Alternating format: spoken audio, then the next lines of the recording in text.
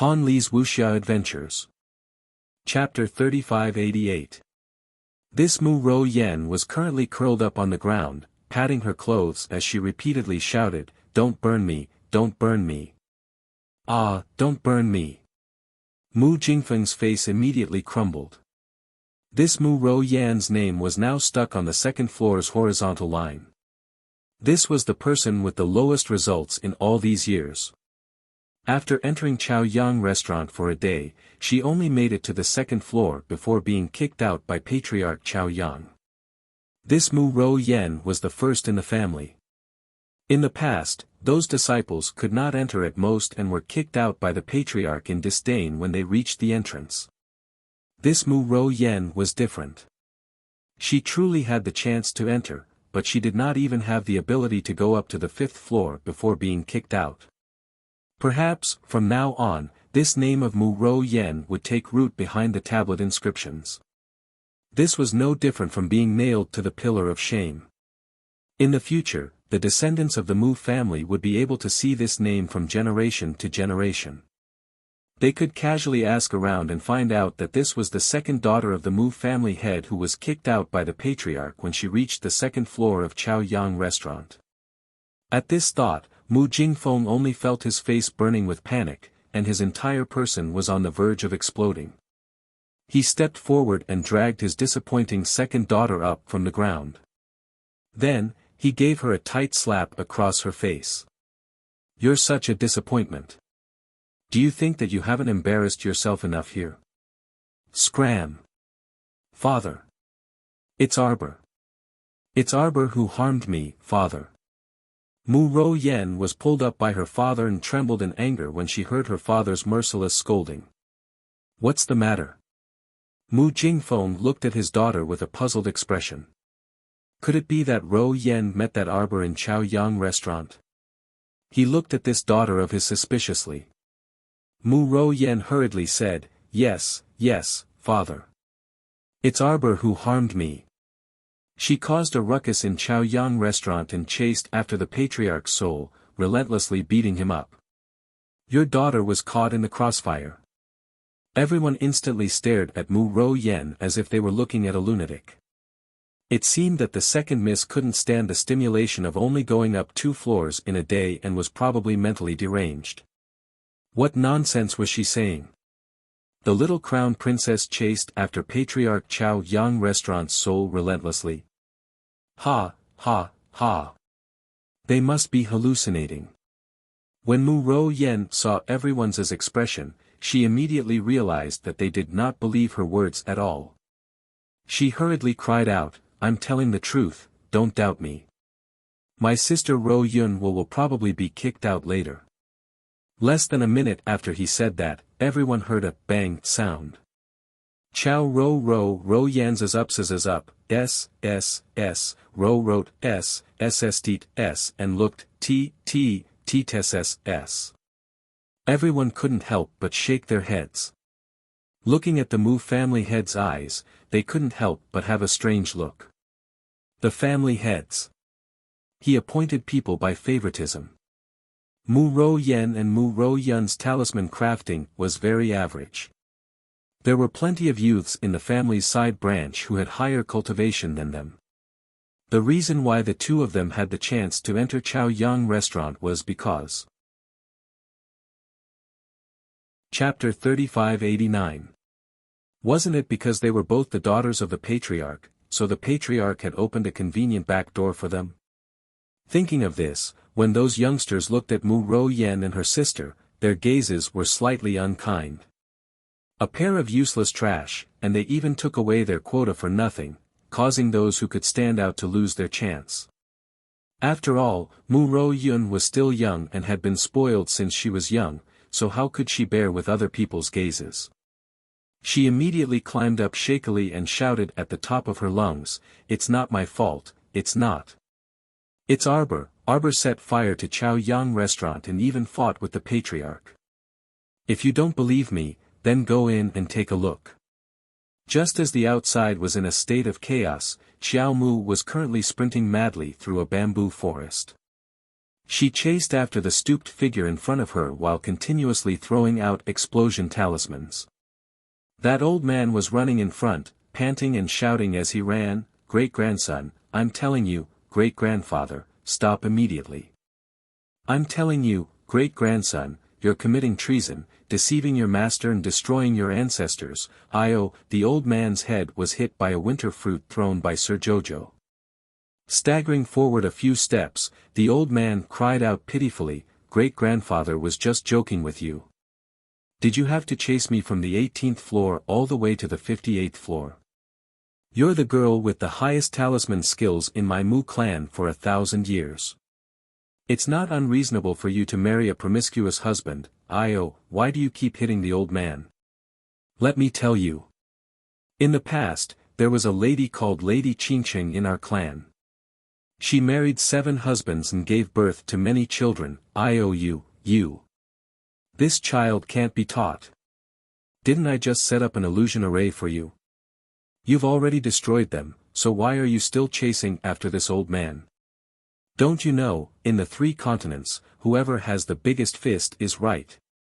No matter if it's a male or female cultivator, as long as you're powerful enough, you can marry as many as you want. Stop hitting me, great-grandson, I'm telling you, if you hit me again, great-grandfather will really get angry. This old man was full of nonsense all the way, and he didn't even pant when he said these words. With a wave of his hand, Arbor uprooted countless bamboos and threw them at the old man's head. Hey! Her great-grandson wanted to kill her great-grandfather. This rebellious little thing. Don't think that your great-grandfather is a paper tiger. If your great-grandfather really gets angry, your whole family will be in trouble. Pang. More than 10 bamboos were thrown in succession. The old man hurriedly covered himself with a defensive barrier. Along the way, he was smashed by the bamboo and kept flying forward. He kept shouting, "Hey! Great-grandfather won't joke about this with you in the future, okay? Just how many talismans did this little pervert have on him? From the moment he stepped into Chow Yang restaurant until now, he had been throwing out talismans non-stop. It was as if there was an endless supply of talismans. The old man hurriedly waved his hand, and his figure suddenly shot to the top of the bamboo forest. After a few ups and downs, his shadow disappeared. This old man was really infuriating. The little fellow ran to the side of the bamboo forest. She raised her head and scanned the surroundings. Then, she stopped in her tracks while panting with rage. Her gaze swept around, and then several jade talismans appeared in her hand. She quickly flicked them out. In a short moment, a ripple-shaped whirlpool appeared in the center of the jade talismans. Chapter 3590. A circle of air current appeared in the center of the vortex, and it followed the vortex and spun several times in the opposite direction.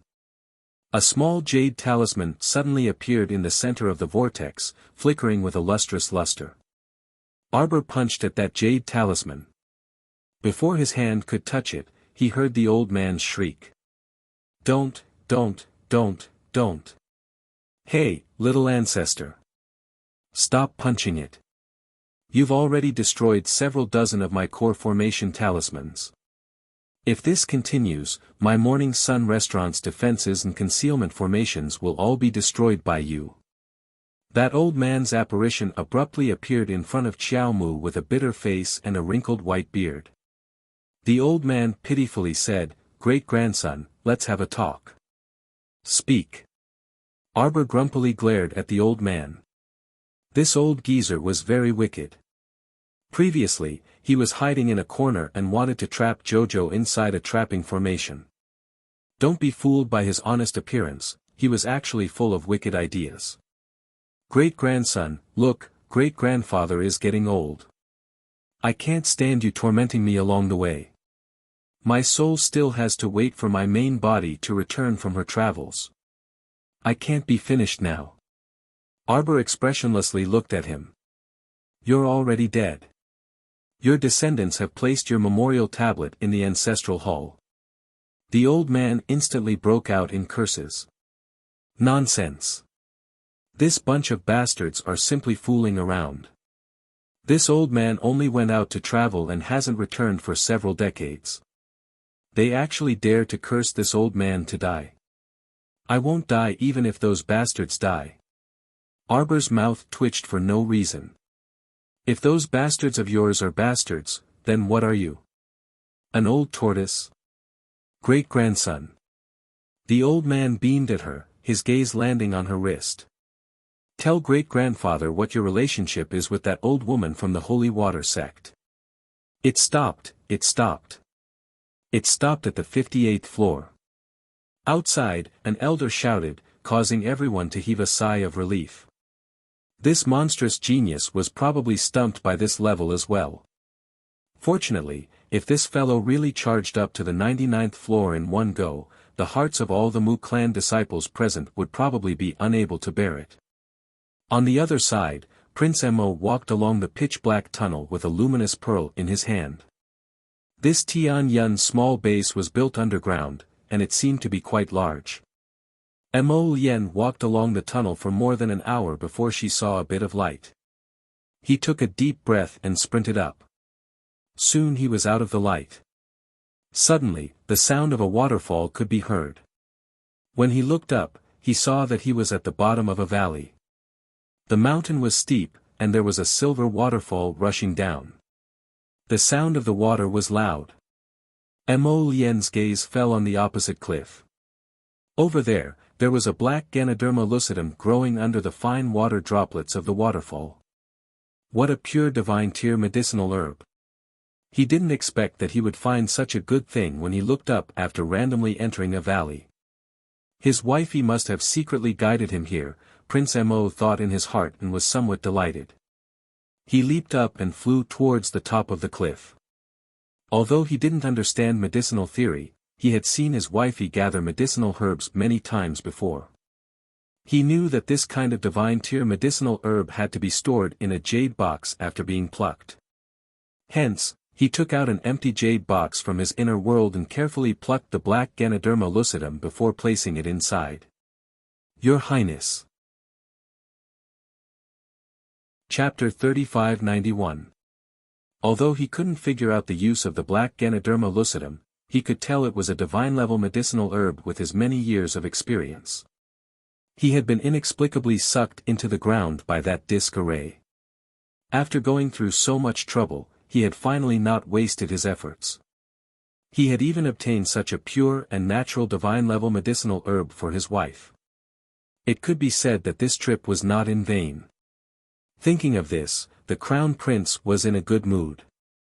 He carefully dug out the black Ganoderma lucidum from the cliff and put it into an empty jade box. Mo Lien raised his hand and patted the cliff lightly. Like a dragon piercing the moon, he landed lightly on the ground. Your Highness. A surprised cry came from behind. The moment Mo Lien turned around, he threw out a black flame. The black flame moved on the ground like a wriggling black snake. It suddenly spread to the feet of the woman who was shocked.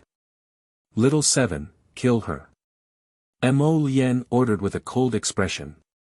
Shan Yi-su, who was panicking and retreating rapidly, was so frightened that her pupils shrank.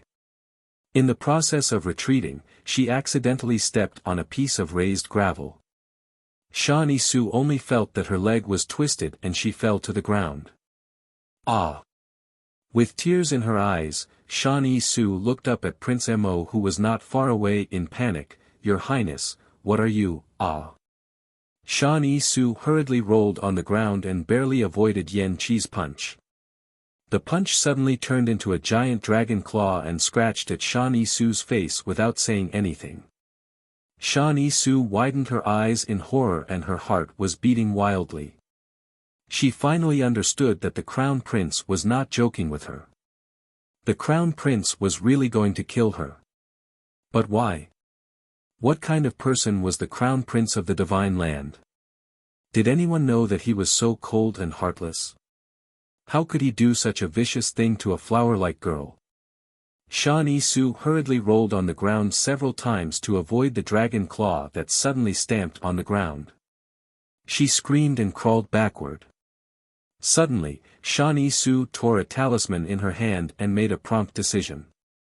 Her figure suddenly disappeared from the spot. Bang!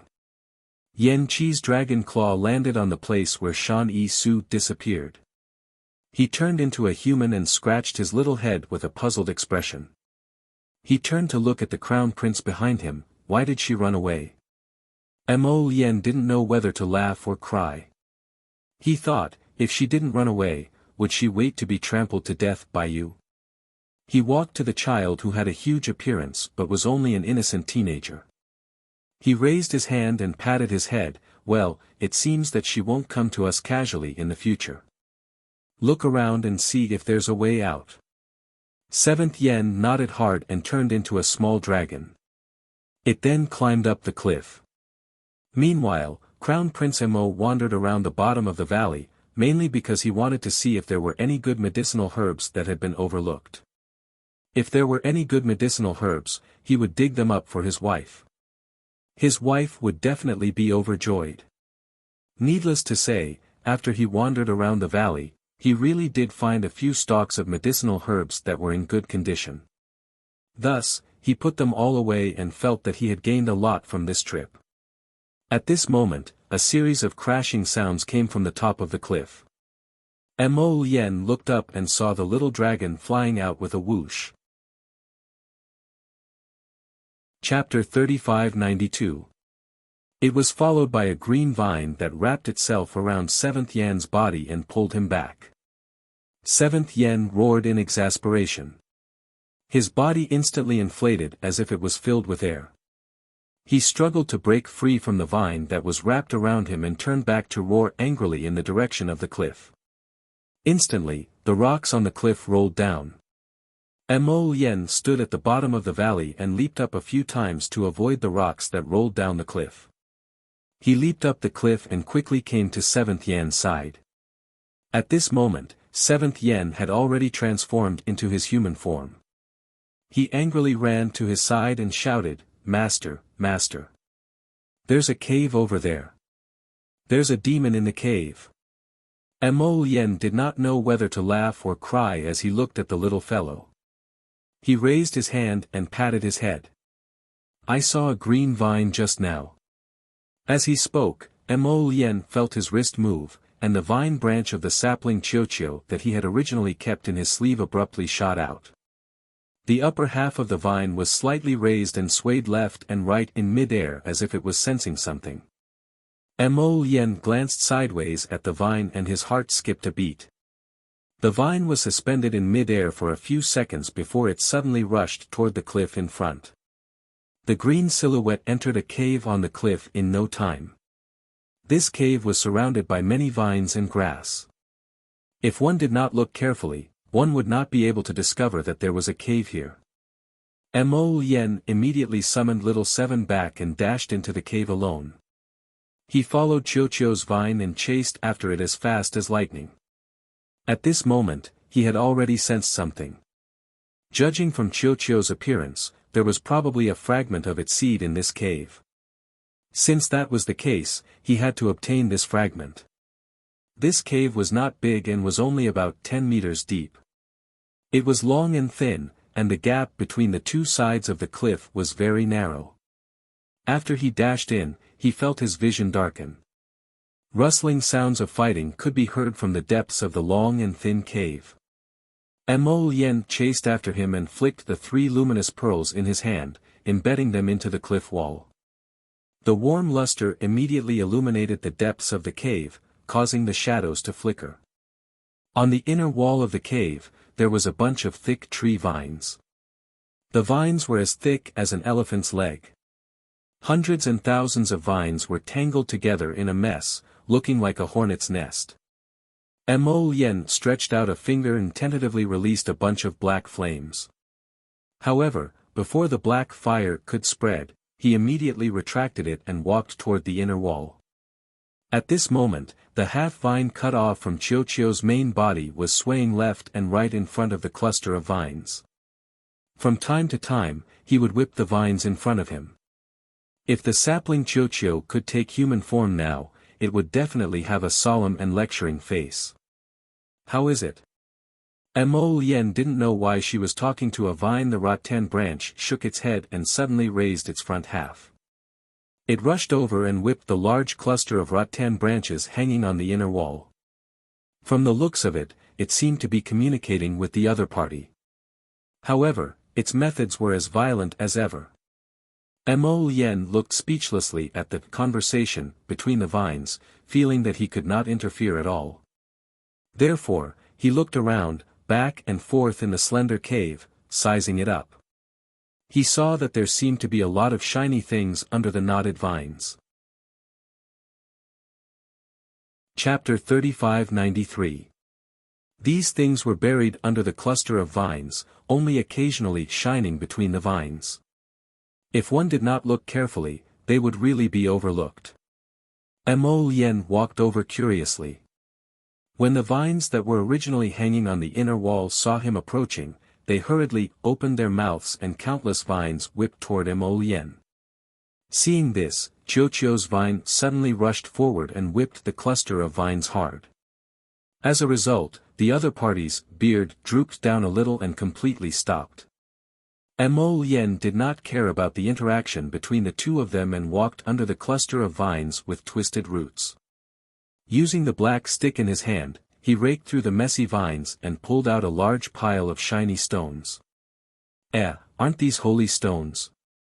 Mo Lien thought that his eyes were playing tricks on him, so he hastily dug out that pile of sparkling stones. When he saw it, he was amused. These were holy stones that could only be produced in the Holy Realm, and they were the resources needed for the cultivation of the transcendent God realm.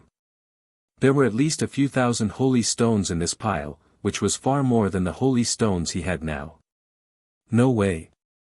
Could it be that there was a holy vein buried in this deep underground valley that was hard to come by in 10,000 years? In the 3 continents, the holy vein that produced holy stones was basically a legendary item.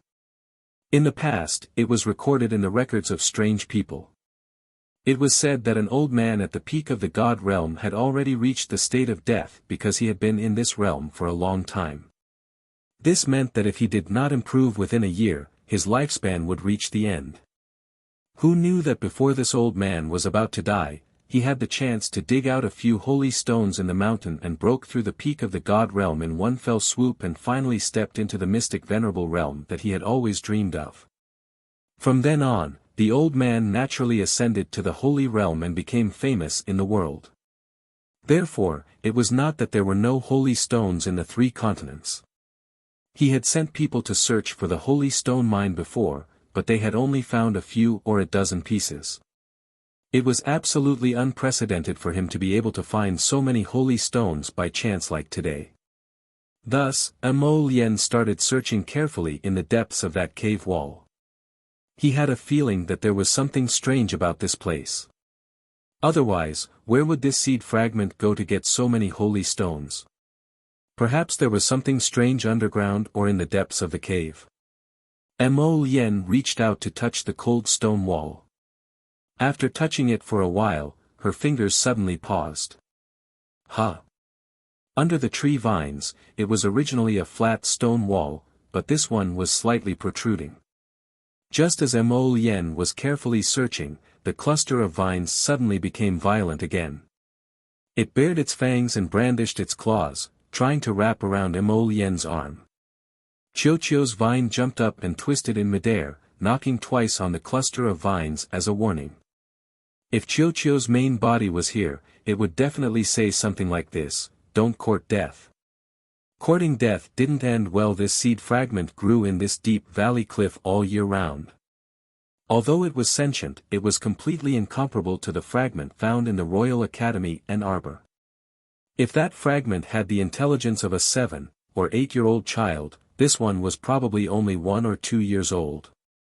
Chiuchiu's vine alone could reprimand this thing until it was docile.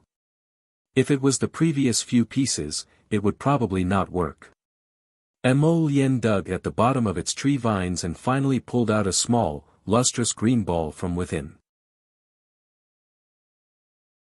Chapter 3594. This ball was woven from emerald green tree vines and looked like it was overflowing with green light. When that bundle of tree vines saw Prince Mo take out this vine ball from its vines, it instantly became somewhat anxious.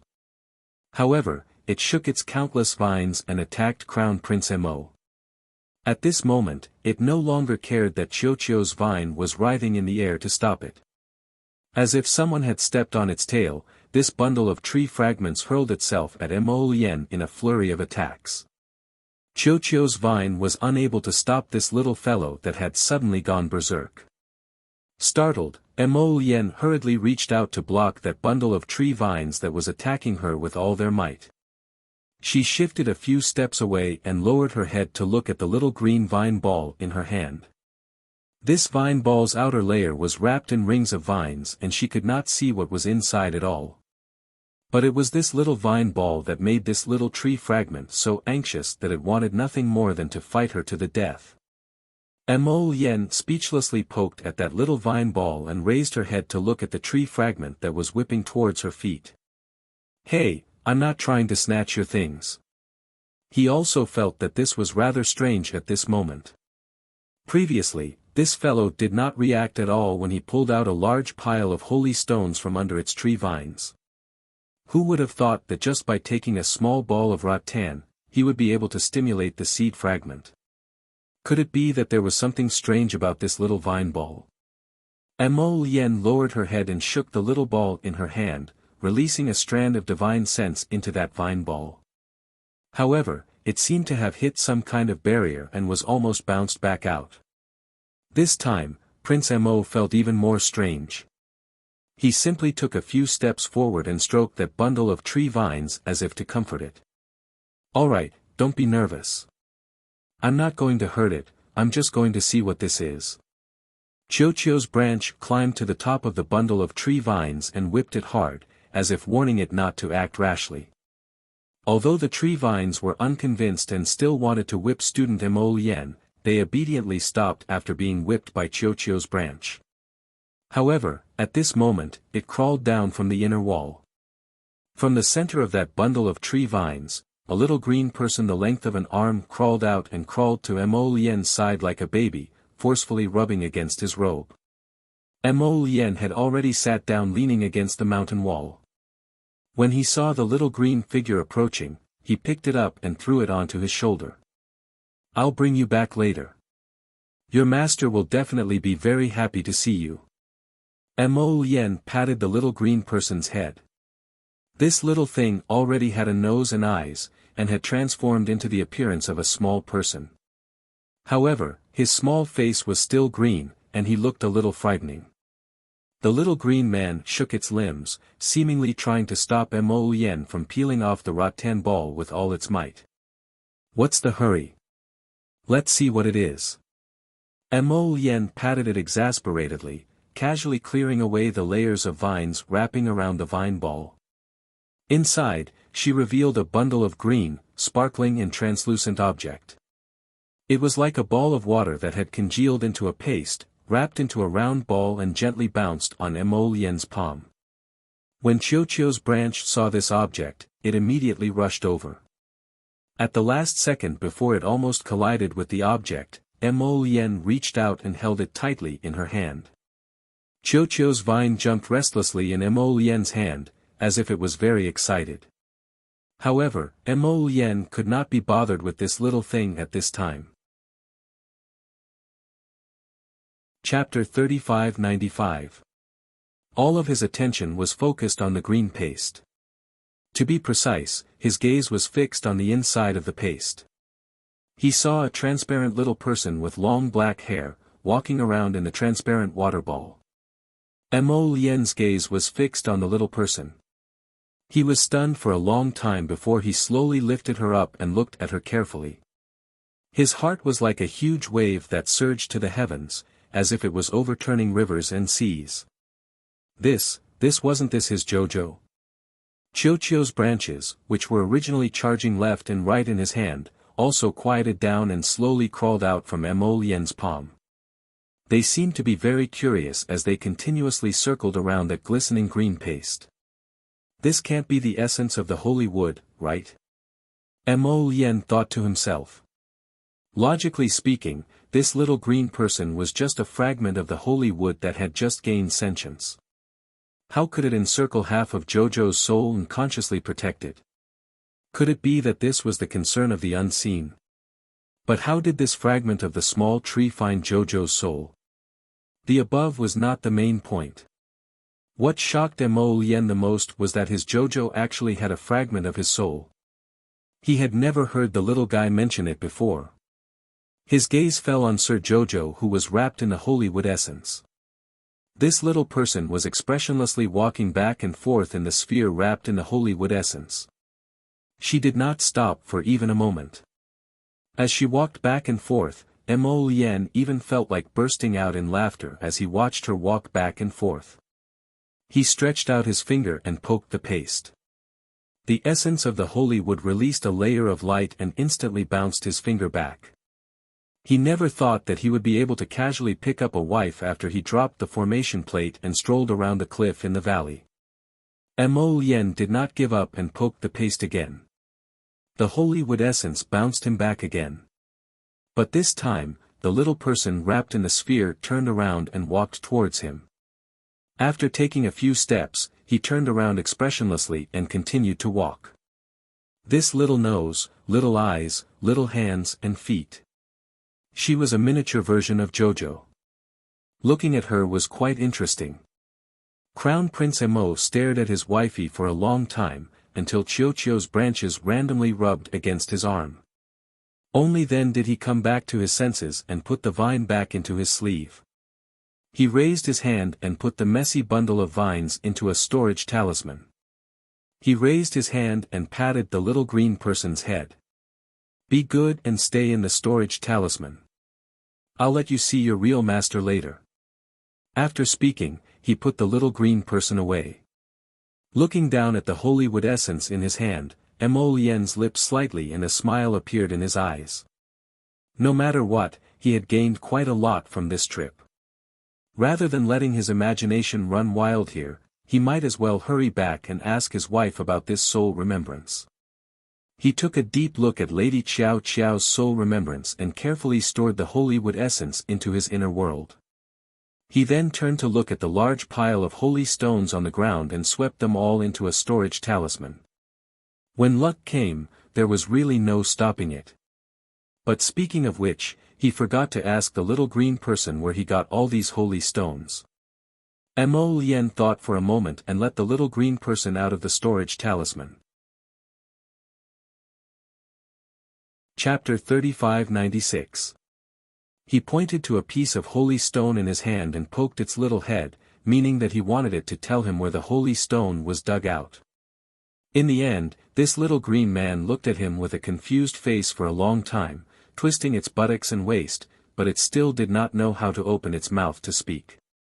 This was originally a little thing that had just awakened its spiritual intelligence. Compared to the previous few pieces of tree seed fragments, it was far inferior. It had been hanging in the cave on the cliff all day, and no one taught it to speak, so naturally it did not know how to communicate.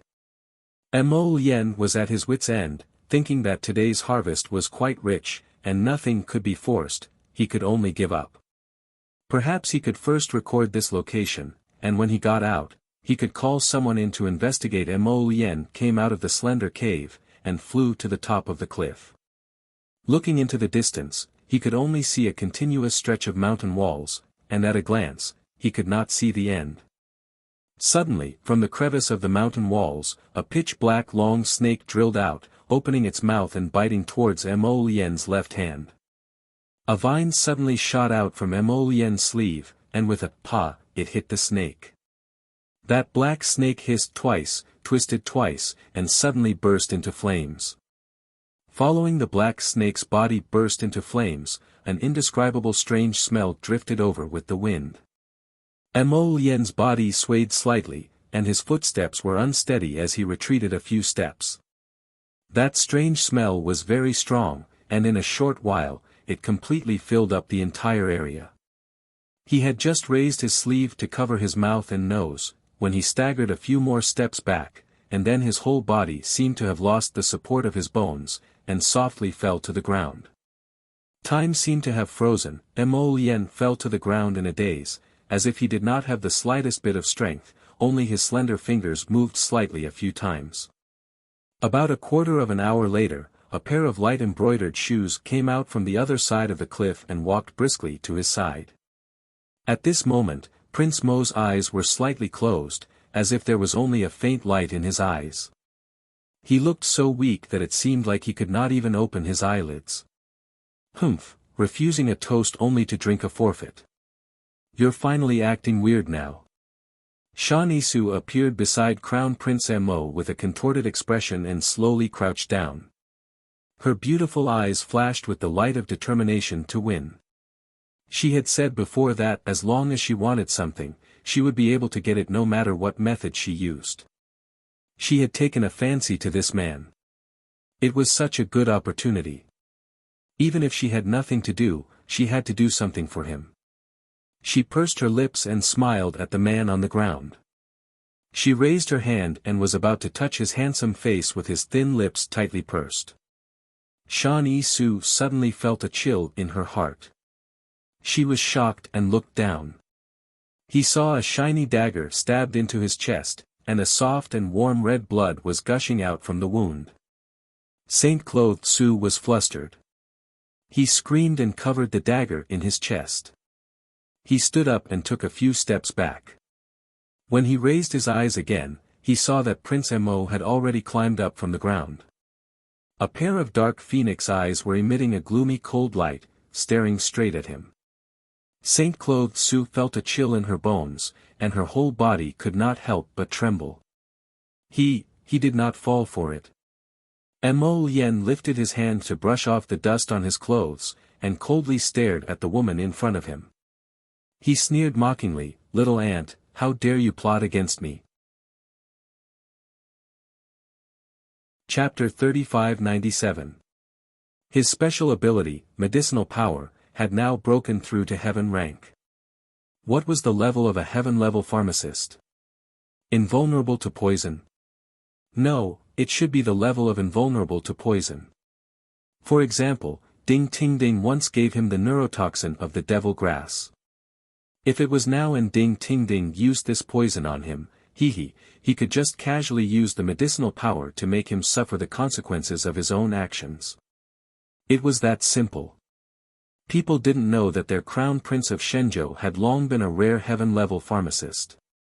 You probably couldn't find more than 5 yellow-level pharmacists in the upper 3 provinces, not to mention a heaven-level pharmacist.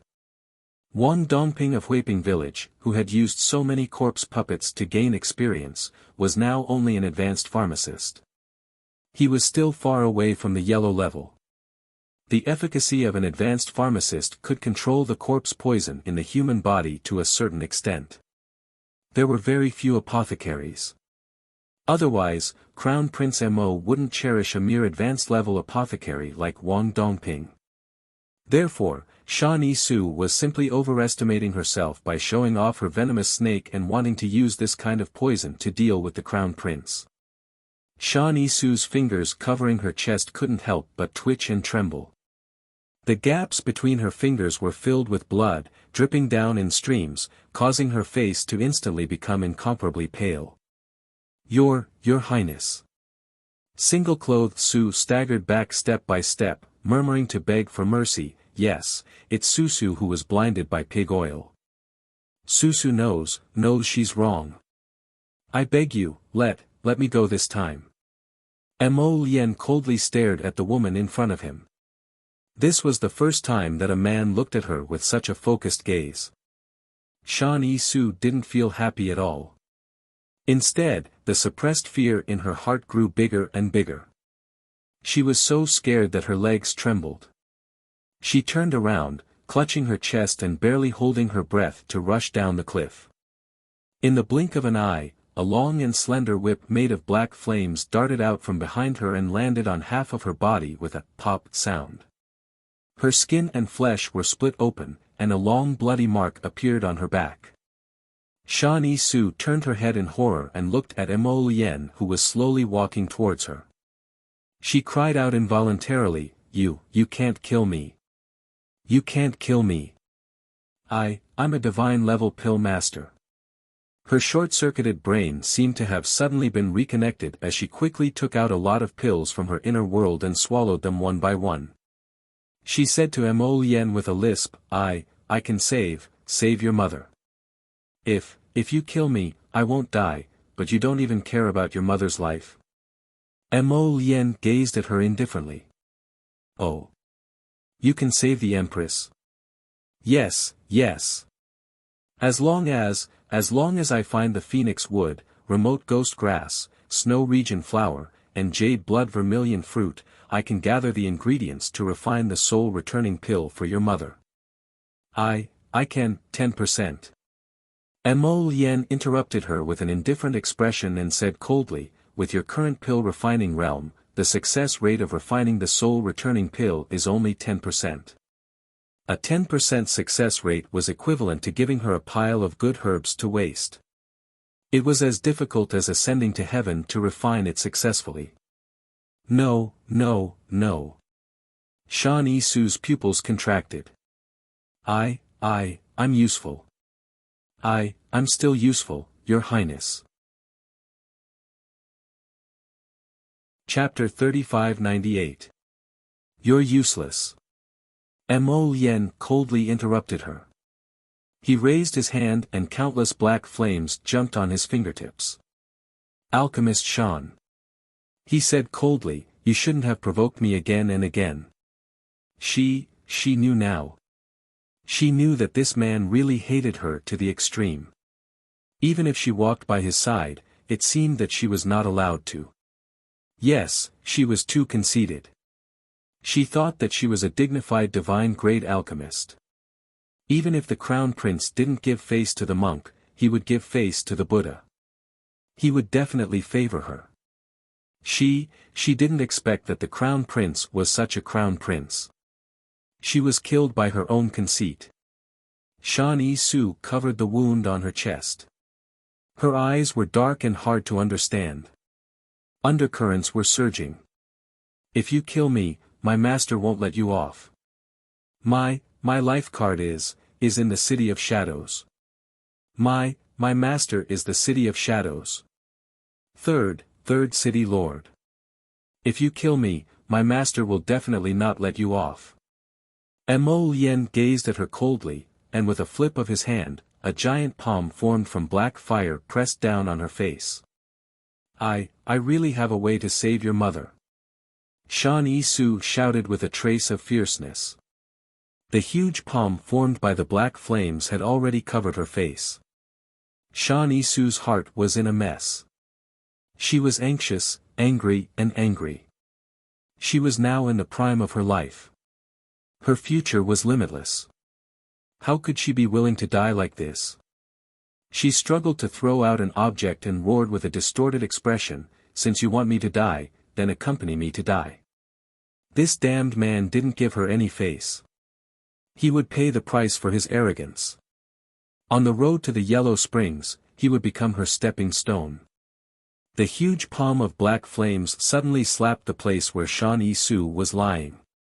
At the same time, the red stone that Shan Yi Su threw out completely exploded. A huge heat wave rolled out from the inside of the stone and engulfed the two people. A loud bang exploded in Mo Lien's ears. That huge force sent him flying several feet away. This was followed by a series of rocks rolling down the cliff. The entire cliff was shaken by a strong force and trembled violently. Prince Mo subconsciously levitated into the air. When he looked down, he saw that the woman's figure had already been crushed by countless rocks. A suction force came from under his feet. Mo Lien's expression turned cold as she was pulled down a few feet. However, he quickly stabilized his body and looked down coldly at Shan Yi Su, who was completely buried by a large pile of rubble. He frowned slightly. The firearm that Shan Yi Su threw out at the last moment was very powerful. If he was not wrong, it should be the fire glaze from the City of Shadows. It was said that the fire glaze in the City of Shadows was divided into 9 grades according to its power. He had once used 3 grade 9 fire-colored glass to destroy a small town, killing more than 1,000 cultivators. He didn't know what grade the fire glaze in Sanyi Su's hand was. She used this fire glaze to tell Mo Lien that she was indeed from the City of Shadows and didn't lie to him. Who knew that Mo Lien didn't care who she was and dealt with her as he should? The cliff that they were standing on was now being destroyed by the fire glaze. Pieces of the cliff were sliding down the cliff. That strange suction force came from under Mo Lien's feet again. Chapter 3599. It appeared that the formation disk that sucked him into the depths of the ground was still in effect. After Mo Lien's body was pulled down several dozen feet, she stopped and hovered in midair. At this moment, he was only a few meters away from the craggy ground below. As for Sanyi Su's figure, he had already been completely buried by the falling rocks from the giant peak. Mo Lien pondered silently as he hovered in that direction. If his conjecture was correct, it seemed that he could only leave this place by finding where the formation disk had sunk and shattering it. Otherwise, he would be trapped here by the formation disk's suction force. Prince Mo raised his hand and released 2 golems. He coldly said, "Follow me. My Qiao's section break, my good granddaughter, don't resent your great-grandfather for nagging. It's mainly because you don't like to talk, right?" The old man followed closely behind Xiao Mu the entire time as he prattled on. "You said that old woman from the Holy Water sect is your grandmaster. Then in that case, we already had a rather deep relationship back when we were in the Holy Water sect. After all, this old man also guided that old woman back then. Speaking of which, I can be considered half a master to that old woman." The old man smugly clasped his hands behind his back and faced the sky. Seeing Arbor abruptly turn around to stare at him, the old man reflexively crossed his arms in front of his chest and stammered, Don't throw explosion talismans again. I'm telling you. My Morning Sun Pavilion has been passed down for many years. It can't withstand your careless throwing of explosion talismans. If you don't use these explosion talismans well and it attacks Morning Sun Pavilion, the entire Morning Sun Pavilion's barrier will collapse. Then what will great-grandfather give you to inherit in the future? Don't you think so?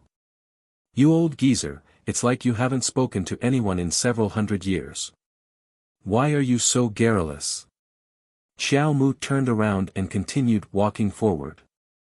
She passed through the bamboo forest and stopped beside a stream. Hey.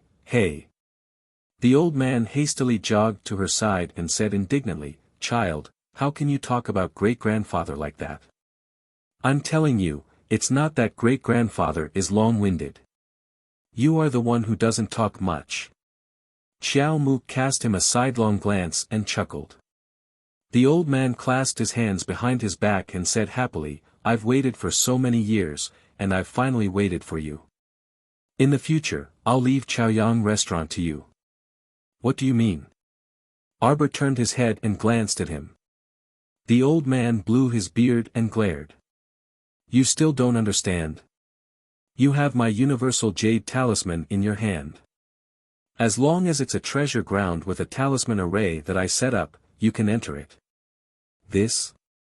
Arbor lifted his wrist, and a round jade bracelet appeared in front of the old man's eyes. The old man looked at the pine and cypress carved on the jade bracelet and sighed. He stroked his beard and said, "Back then, this old man carved it bit by bit. This jade bracelet can open all the immortal abodes that the old man left on the divine land. How is it, my dear grandson? Do you feel the bliss of a pie falling from the sky?" Arbor shook his head. "You experts like to use some immortal abodes that are of little value to lure people into working for you. After taking your benefits, I naturally have to work for you." Arbor glanced at him coldly. "Unfortunately, I don't have time. I don't deserve a reward for nothing. Those things, I feel like they're hot to the touch, so I don't want them." The old man suddenly had the urge to vomit blood. What's going on? Children these days are actually so hard to deceive. Chapter 3600. Back then, if this old man was willing to announce in the 3 states that he wanted to take in a personal disciple, who knew how many people would break their heads and cry, begging to hug his thigh. He didn't expect to meet this little girl today, but he was defeated again and again. Could it be that this old man had to cry and beg her to accept his big gift? The old man's expression became slightly serious, and he coughed. "You're a child of Mu Tsang's bloodline." He didn't expect Mu Tsang, that serious child, to be able to teach such a cunning fox and fiery little girl. It was a bit rare. "My name is Arbor." Arbor coldly interrupted the old man and said indifferently.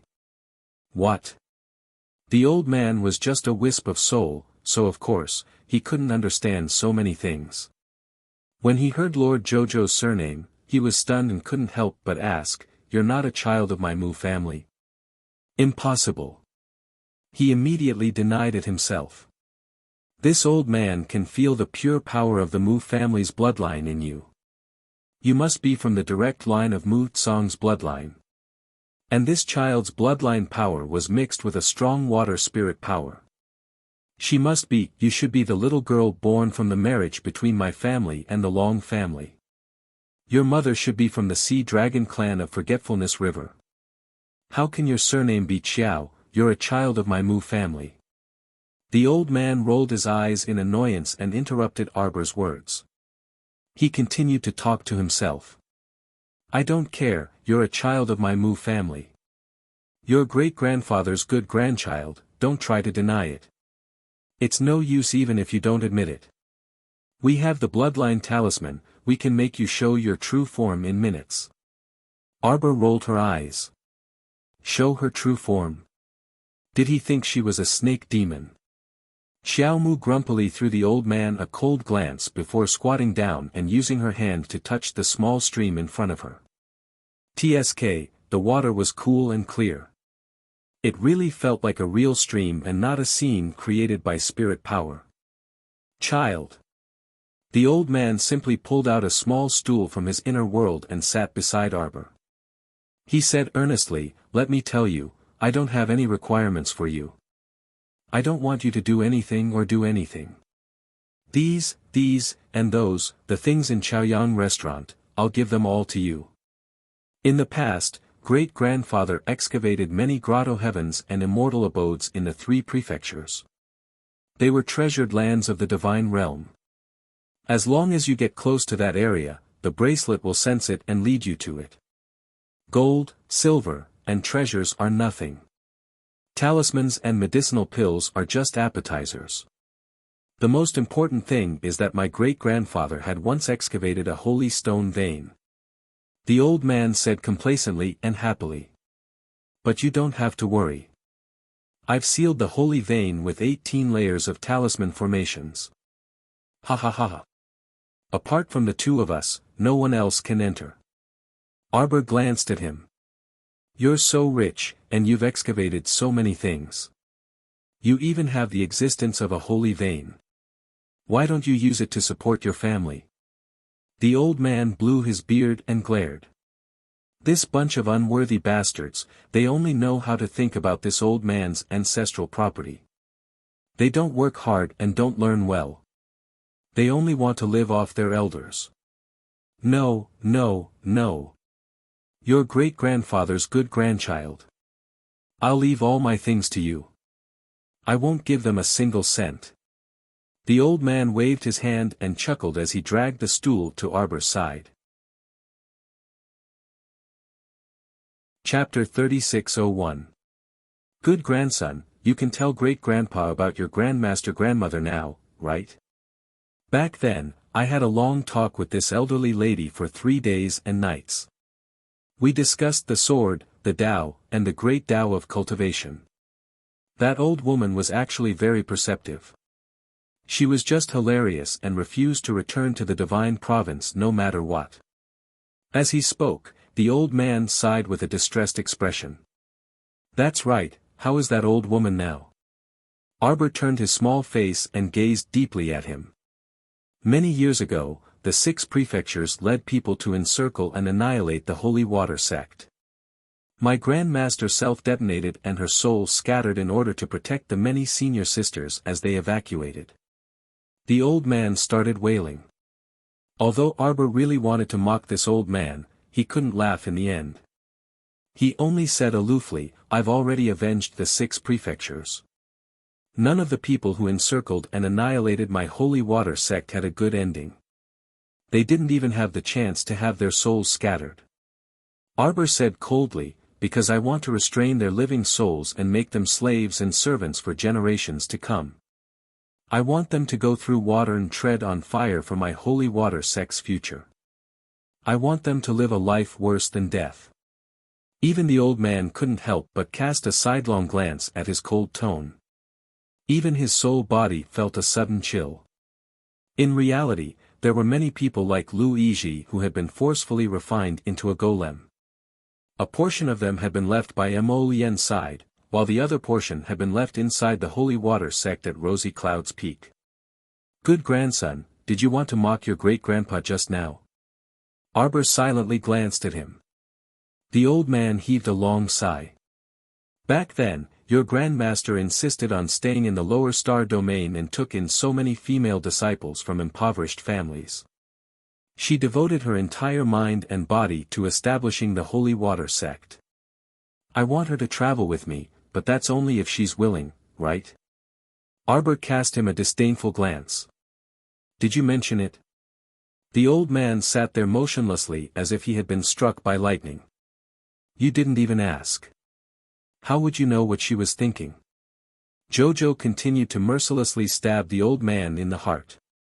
"But what's the point of saying all this now? The past is the past. You can't go back," Arbor said coldly. In fact, she despised those indecisive people the most. They would just say whatever they wanted to say. Wasn't it annoying to be hesitant and nervous? You said that if you were rejected, you would only be hurt once. You should make a decision. If you don't say anything, who knows what you're thinking? If Jojo's lotus was also this meek and weak, even after 10,000 years, Lord Jojo wouldn't take a liking to him. Lord Xiao Xiao had clearly forgotten that when the two of them first met, His Highness the Crown Prince was able to completely read her thoughts. There was no barrier in their communication at all. His granddaughter's way of stabbing him was too unkind. However, the old man had nothing to say in his grief. The old man seemed to have suddenly stopped his chatterbox heart. He sat beside her in a daze and stared blankly at the stream. "Good grandson, do you have wine? You're just a spirit body. You can't drink wine." Arbor expressionlessly struck a blow. The old man instantly revealed a bitter expression. "Can't I smell the wine?" Arbor casually waved her hand, and a pot of chrysanthemum wine appeared in her hand. Chapter 3602.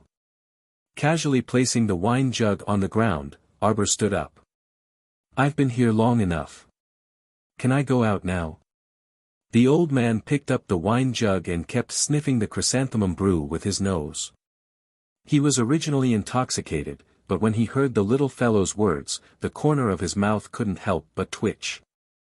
"How long have you been here? How long has it been? Do you know how long it took for those people to come in before they could reach the floor you're on?" Arbor blinked. "Pick out the location of your talisman and break it. Won't you be able to go upstairs? Do you think everyone is like you, a little pervert who can use talisman energy to sense the location of my talisman?" The old man blew his beard and glared. "This old man set up this Chaoyang restaurant to test my Mu family's descendants. Who knew that they're all disappointing? Everyone just wants to get some benefits. None of them can catch this old man's eye." Arbor glanced at him expressionlessly. "My big brother isn't that kind of person. Don't make him sound like those hedonistic sons of the Mu family." "Who's your big brother?" "My big brother, Mu Xingqian." "Oh." Apparently, the old man had some impression of Mu Xingqian. "It's that kid who reached the 58th floor. He's not bad, but his talent isn't as good as yours." Sir Jojo glanced at the old man. How many people do you think have talent like mine in this world? The old man was stunned. He obviously didn't expect the little girl to say such conceited words. You don't know what modesty is? The old man asked speechlessly. This girl can't be praised too much. Just like this, she wants to go to heaven. Being overly modest is just being hypocritical. Arbor glanced at him and kicked the stool under his butt. I'm going to continue now. Do you want to follow me? Although the old man said that Chaoyang restaurant was given to her, she decided to continue to show the Mu family her strength.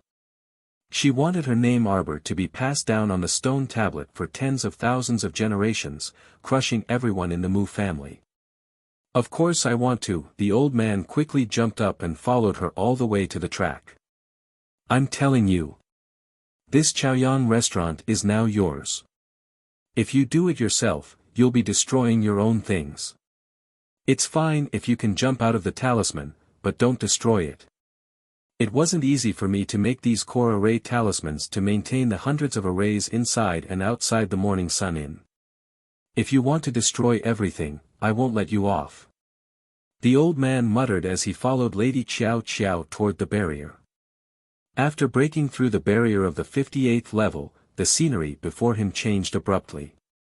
At this moment, Mu Tsang, Mu Jingfeng, and the others, who were burning with anxiety, suddenly discovered that the horizontal line flickering with red light on the stone tablet had begun to move again after waiting for about an hour. Let's go. Miss Jojo is starting again. Heavens, it's only been a short while, and she's already broken through the 58th level. Is this person still human? Mu Ro Yen struggled to get up and slapped the stone tablet as she shouted sternly, Grandfather, Father, aren't you going to think of a way to open the door to Chaoyang restaurant? Arbor is chasing after Patriarch Chaoyang inside. Everyone looked at each other in dismay and stared at the second young miss with an extremely strange gaze.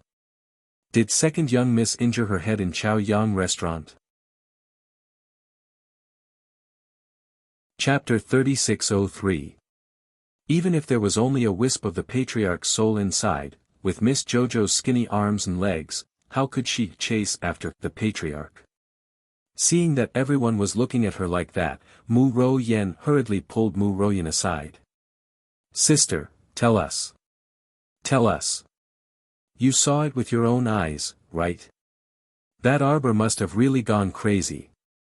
He caused a ruckus in Chaoyang restaurant and even chased after the patriarch all the way. Although we were a few floors below, we could still hear it clearly. At that time, Arbor chased after the patriarch and threw explosion talismans at him, and the patriarch was still screaming. Everyone looked at each other as if they were in a fantasy. They looked at each other silently and saw a hint of disbelief in each other's eyes. What kind of joke was this? He chased after the patriarch and threw explosion talismans at him, beating him until he screamed. Why did it feel like child's play? Mu Royan's little face was cold as she stomped her feet. I don't know the details, but Arbor must have hit our patriarch Chaoyang. Mu Jingfeng glanced at his father and coughed. Father, look, this? What should we do? The corner of Mu Tsang's eyes twitched, and he instantly felt a little tired. Raising his hand to push his forehead, Mu Tsang said in a low voice, Come, all the elders gather together. Let's see if we can open Chaoyang restaurant's main door a little. Jingfeng and I will go in to take a look. Yes. All the elders of the Mu family responded in unison. Father, I'll go in with you. Mu Jingrui interjected worriedly. Mu Tsang turned back to look at his youngest son and nodded with a smile. That's good. Then, everyone, come. Work together to open a crack in Chaoyang restaurant. Jingfeng, Jingrui, and I will go in to see what's going on.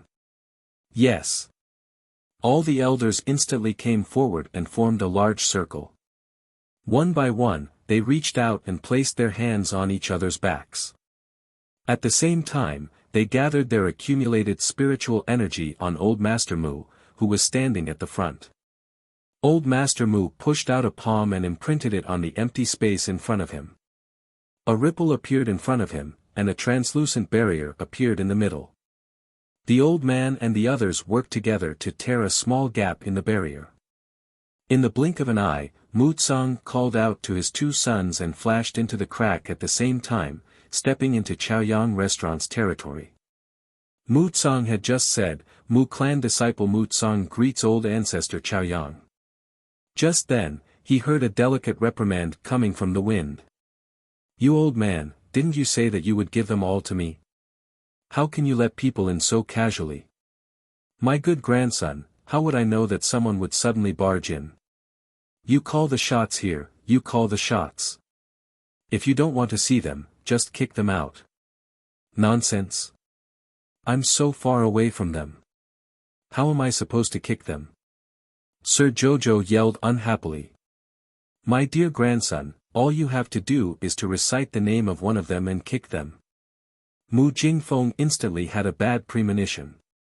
Before he could make a sound, he heard a rustling sound in front of him. Before he could take a defensive posture, he felt a pain in his chest. It really felt like he had been kicked heavily, and he was sent flying by a huge force. At this moment, a group of elders was sitting cross-legged outside, conserving their energy and regulating their breathing. In a while, they would have to open the crack in Chaoyang Restaurant's door again to bring the family head and the rest out.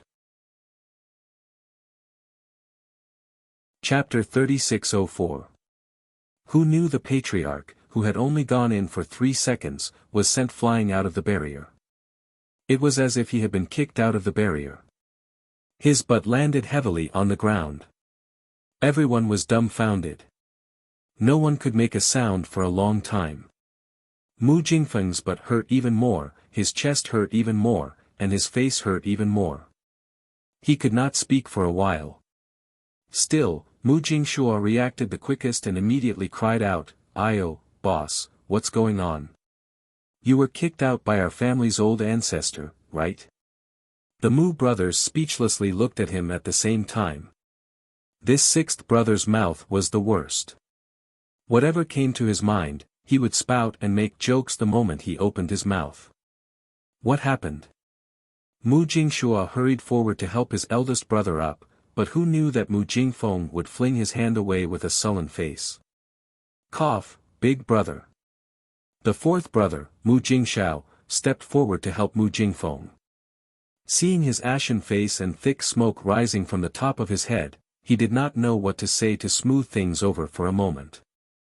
Mu Jingfeng's lips were tightly pursed, and he was simply unwilling to say anything. If everyone thought that he was kicked out by old ancestor Zhaoyang, his reputation would still be slightly better. If others were to find out that he, Mu Jingfeng, was kicked out of Chaoyang Restaurant by that unfilial daughter, then he would really have no place to hide his old face. His anger toward Arbor was practically bursting. If it weren't for the fact that these people were present, he would have wished for nothing more than to enter Morning Sun Restaurant again, capture Xiao Mu, and ruthlessly whip her. This unfilial daughter actually dared to treat her father like this. Was there still any law? Was there any justice in this world? If the heavens had eyes, they should send down 100 huge lightning bolts to destroy this unfilial daughter. Mu Jingfeng was extremely indignant. After standing up, his expression remained unchanged. It's nothing. You guys continue to stand guard here. When Arbor comes out later, inform me. After saying that, he immediately pushed through the crowd and left in a huff. How could he still have the face to continue staying here? Just by looking at the strange smiles in his brother's eyes, he felt that he couldn't continue to stay here. How could a prideful person like him endure this kind of humiliation? His hatred for Xiao Mu had truly reached a peak. At this moment, Mu Tsang and Mu Jingrui finally recovered from their shock in Chaoyang Restaurant. He cupped his fists at the air in front of him and said respectfully, "Mu Tsang greets old ancestor Zhaoyang. What are you two doing here?" Old ancestor Zhaoyang was no longer the talkative old man he had been when he was talking to Arbor. A big, solemn face suddenly appeared out of thin air in front of Mu Tsang and Mu Jingrui.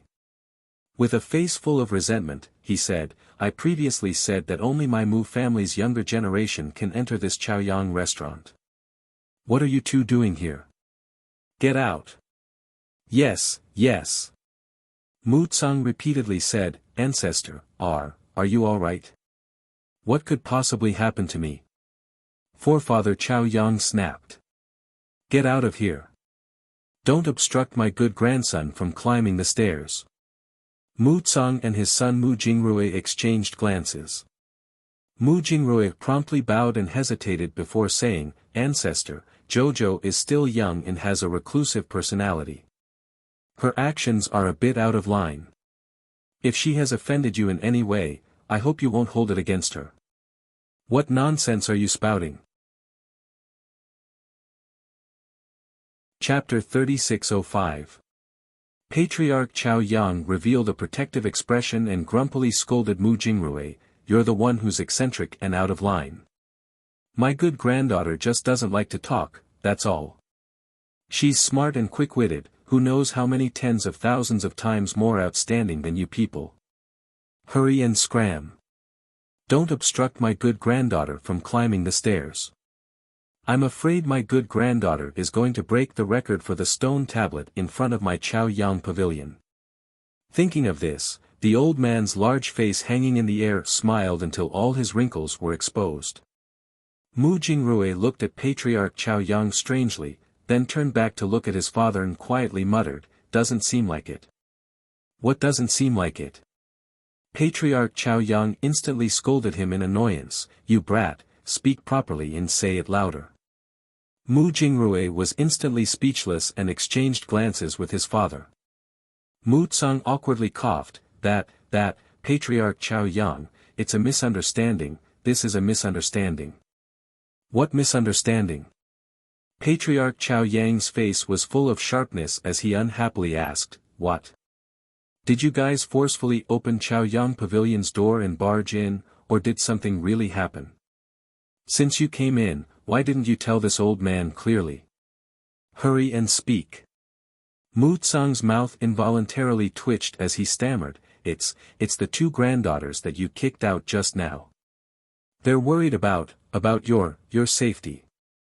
The more Mu Tsang spoke, the more he felt that he was a bit retarded if he said everything in front of Patriarch Chaoyang, those two children's paths in this lifetime could be considered to have come to an end. Nothing, Patriarch. Mu Tsang quickly shook his head and coughed lightly, saying, since Patriarch is fine, then we'll go out first. Mu Tsang was about to contact the elders outside to tear open the crack in the barrier and let the father and son out. Unexpectedly, Patriarch Chaoyang's large head suddenly floated down. His large illusory face pressed down on the father and son's heads just like that, his eyes staring straight at them. To be honest, this appearance was indeed a bit frightening. The father and son looked at each other, feeling goosebumps rising in their hearts. Old ancestor. Mu Jingrui braced himself and called out. Finish what you just said. Old ancestor Chaoyang's face was full of anger. Tell me, what did they say after they left?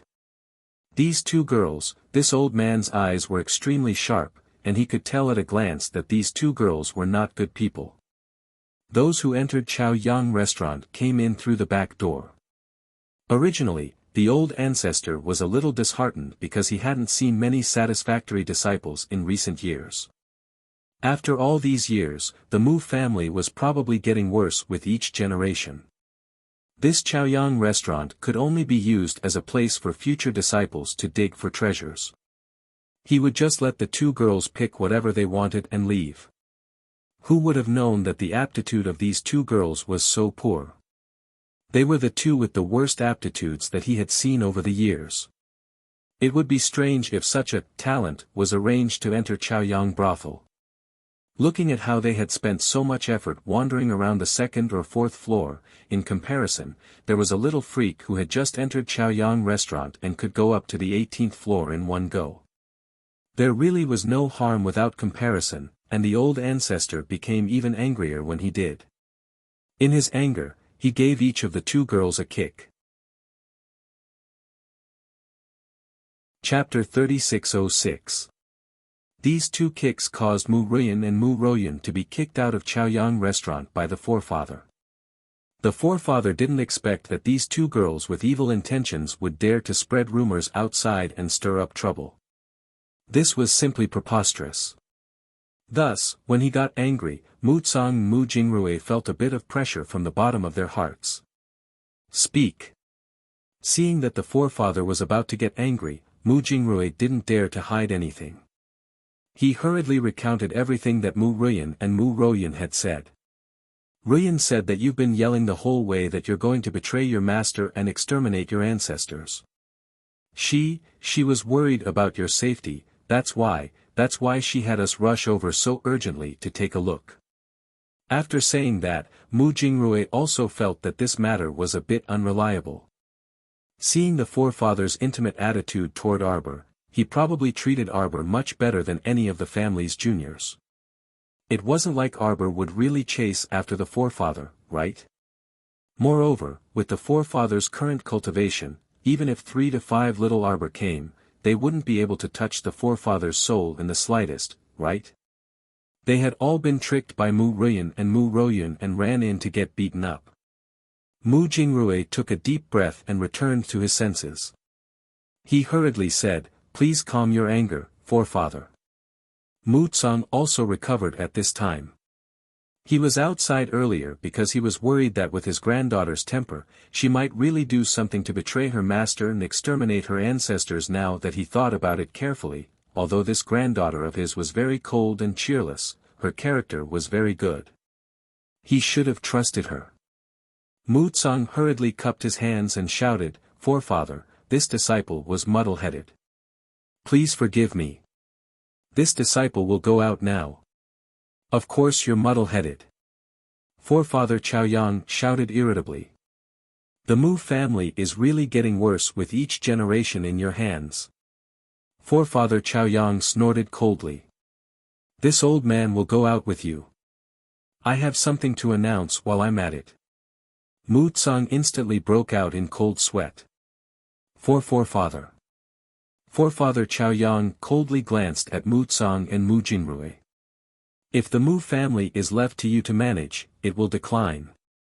The most outstanding disciples of the Mu clan have all changed their names. What did you do? Is it because I haven't been on the continent for decades that you don't even have the brains to do things? The Long family was originally our ally, and now that our relationship has become like this, you all have an inescapable responsibility." Mu Tsang's face was immediately filled with shame. He lowered his head and cupped his hands. "Yes, old ancestor is right." Forefather Chaoyang snorted. "If you hadn't chosen the wrong patriarch, how could the family have ended up like this? I can't help but feel angry when I see your foul faces." Forefather Zhaoyang scolded Mu Tsang the moment he opened his mouth. There was nothing old Master Mu could do. After all, old Master Mu was the most prestigious old master in the history of the Mu family. If he scolded him, then so be it. Let the old man vent his anger, then everything will probably be fine. Let's go. Old ancestor Chaoyang snorted and waved his hand. "I'll go with you." Mu Tsang immediately smiled bitterly and exchanged glances with Mu Jingrui before nodding repeatedly. Now that he followed the old ancestor out, there was no need for the elders outside to work hard to open the Chaoyang pavilion's door. The two followed behind old ancestor Chaoyang. As soon as they went out, old ancestor Chaoyang's wrinkled face enlarged and appeared above everyone's head. Chapter 3607.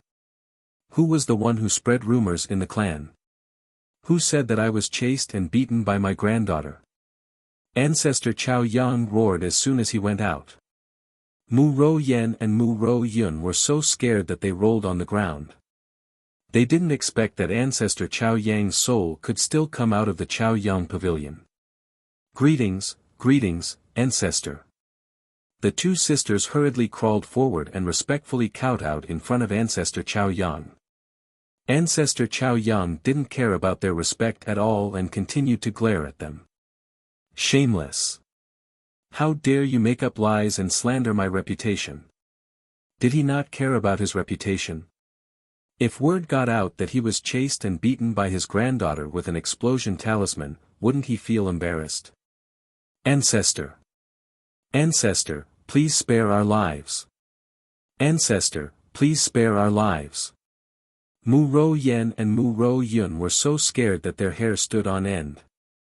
They didn't expect that Ancestor Chao Yang would really come out of the pavilion to settle the score with them.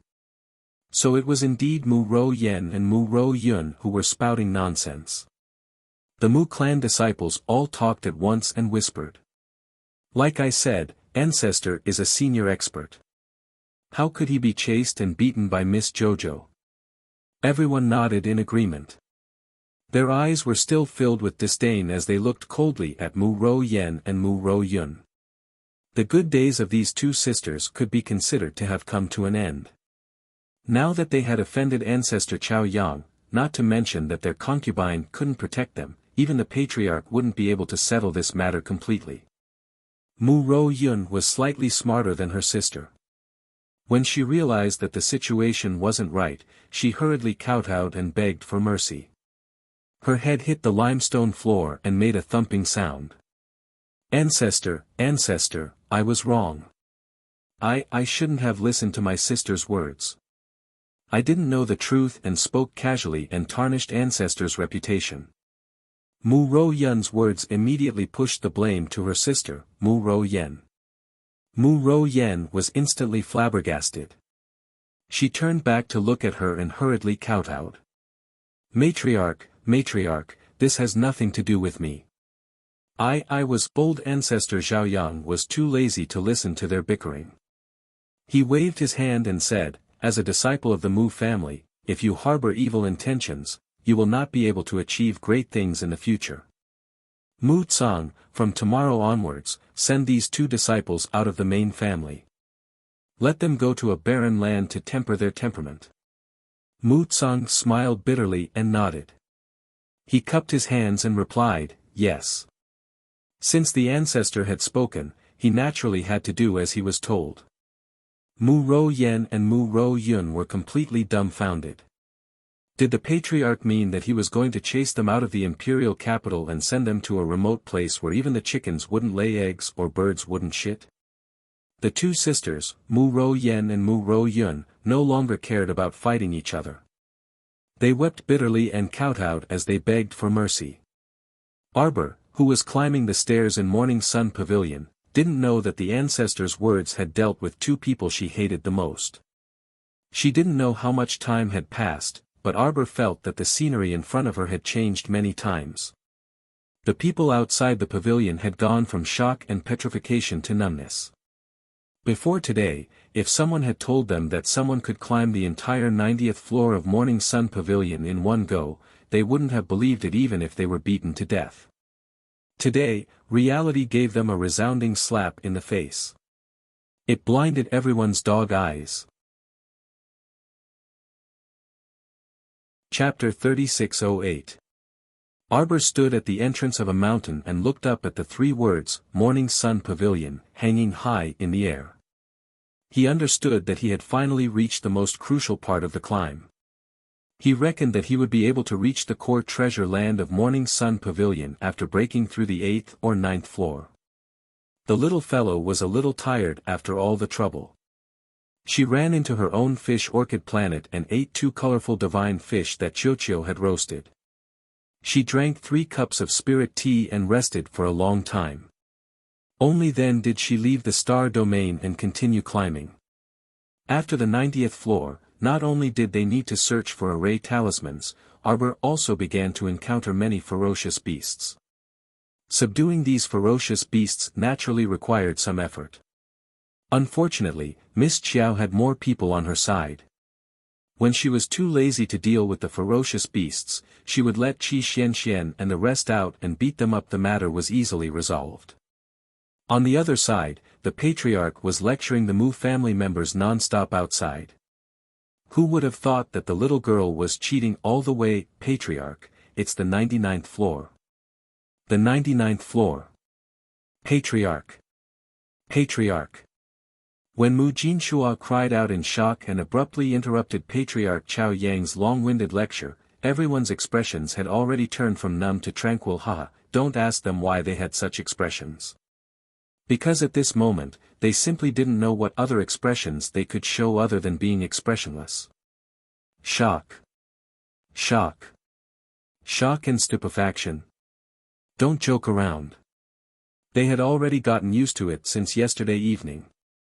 Like idiots, they stood for an entire night until dawn, and someone broke through the 99th floor of Morning Sun Pavilion. Was this a myth? This was definitely a myth. At this moment, Mu Jingrui could only look at his father with a wry smile. Needless to say, this child Jojo's talent was truly much higher than anyone else in the family. No wonder the patriarch liked her so much and valued her so much. The patriarch also turned to look at Morning Sun Pavilion and beamed. This old man wants to announce the second matter. This old man wants to pass on the position of Mu family head to my good grandson. At first, everyone thought that they were hallucinating, but after looking at each other, they realized that everyone else had the same confused expression on their faces. Suddenly, their whole body quivered, and the drowsiness from standing all night was instantly awakened by the shock. Old ancestor, what did you say? The Mu family's second son, Mu Jingxing, had an ashen face. It could be said that he was quite unsightly. What kind of joke was this? Previously, he was already very dissatisfied with Mu Jingfeng, who had neither virtue nor talent, succeeding the family head's position. Now, the old ancestor actually said that he wanted a young and inexperienced lass to lead the entire Mu family. Meanwhile, Arbor was standing on the 99-story Morning Sun building's core defensive array. With a thought, Xiaochen casually waved his hand. Mu Jiading, who was sitting cross-legged on the 12th floor of the Morning Sun Pavilion, appeared on the transparent barrier in front of the formation. As long as someone entered Chaoyang Tower, Arbor would be able to see it if he wanted to. Turning off Mu Jiading's image, Arbor slowly walked through the core defense array and looked up at the 4 golden bronze doors in front of him. Reaching out to push open the first door, Sir Jojo walked in expressionlessly with a pair of small paws behind his back. Seeing the emptiness inside, the little fellow's eyes did not have the slightest ripple. She took out 2 revealing talismans and flicked them out. Chapter 3609. Rows and rows of bookshelves slowly appeared in the originally empty space in front of her. The antique air was filled with the scent of books and ink. Neatly arranged books were all placed on the bookshelves carved from red sandalwood. Mo Fei. Arbor walked towards the bookshelves and suddenly felt her vision blur.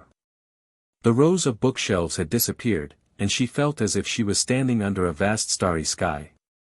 Scattered in front of his eyes were lumps of milky white halos, scattered in a disorderly manner.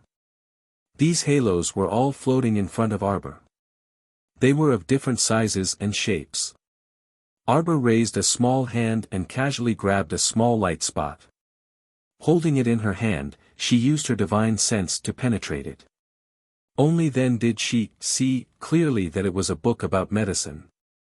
She gently let go of the book and went to grab another small light spot. What she saw now was a book about cultivation method inheritance. Presumably, this first golden bronze door contained all kinds of cultivation method inheritance manuals, as well as some books related to pills and talismans that the Mu family had collected since the upper 3 continents. Arbor slowly walked under the vast starry sky in front of her. She reached out and flipped through the cultivation method manuals in front of her. Seeing a 9 lightning haste spiritual technique, she took it and planned to give it to Xian to learn later. Just like that, she wandered under the starry sky for more than 2 hours. Arbor looked at the vast sea of books in the distance and decided to leave it at that for the time being. If she continued to wander like this, she didn't know if she could finish browsing in 3 days and 3 nights. She still wanted to go to the other 3 spaces and see what was inside. After exiting the first golden bronze door, the heavy door closed by itself. Standing before these large doors, Xiao Mu was like a tiny blade of grass. This door was estimated to be 100 feet tall. From this, it could be seen how vast the space inside was. At this moment, above the first door, on the originally empty signboard, 3 large words appeared: Book Collection Pavilion.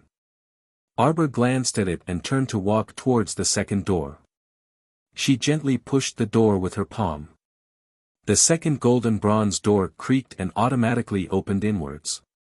The little fellow stomped through the door, leaving a slender shadow at the door.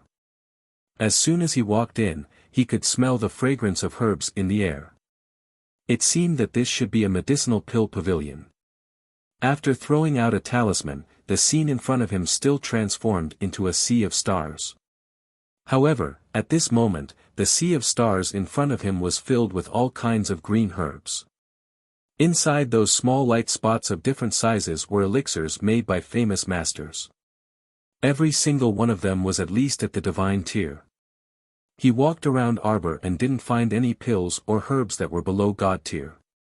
He was amazed by forefather Chao Yang's generosity.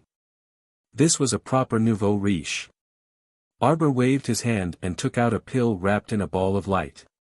He sniffed it and swallowed it. At the same time, the 2 and eggs and the 3 puppies suddenly jumped out excitedly. They jumped back and forth in the starry sky, and the eggs and dogs barked. Arbor looked at them expressionlessly and stepped on the tail of one of the puppies. Calm down. They'd been with her for so long, but they still looked like country bumpkins. They were so excited at the sight of some god-tier pills. Sure enough, the forefather was the forefather. After living for so many years and accumulating so much wealth, he wasn't much worse than her at all.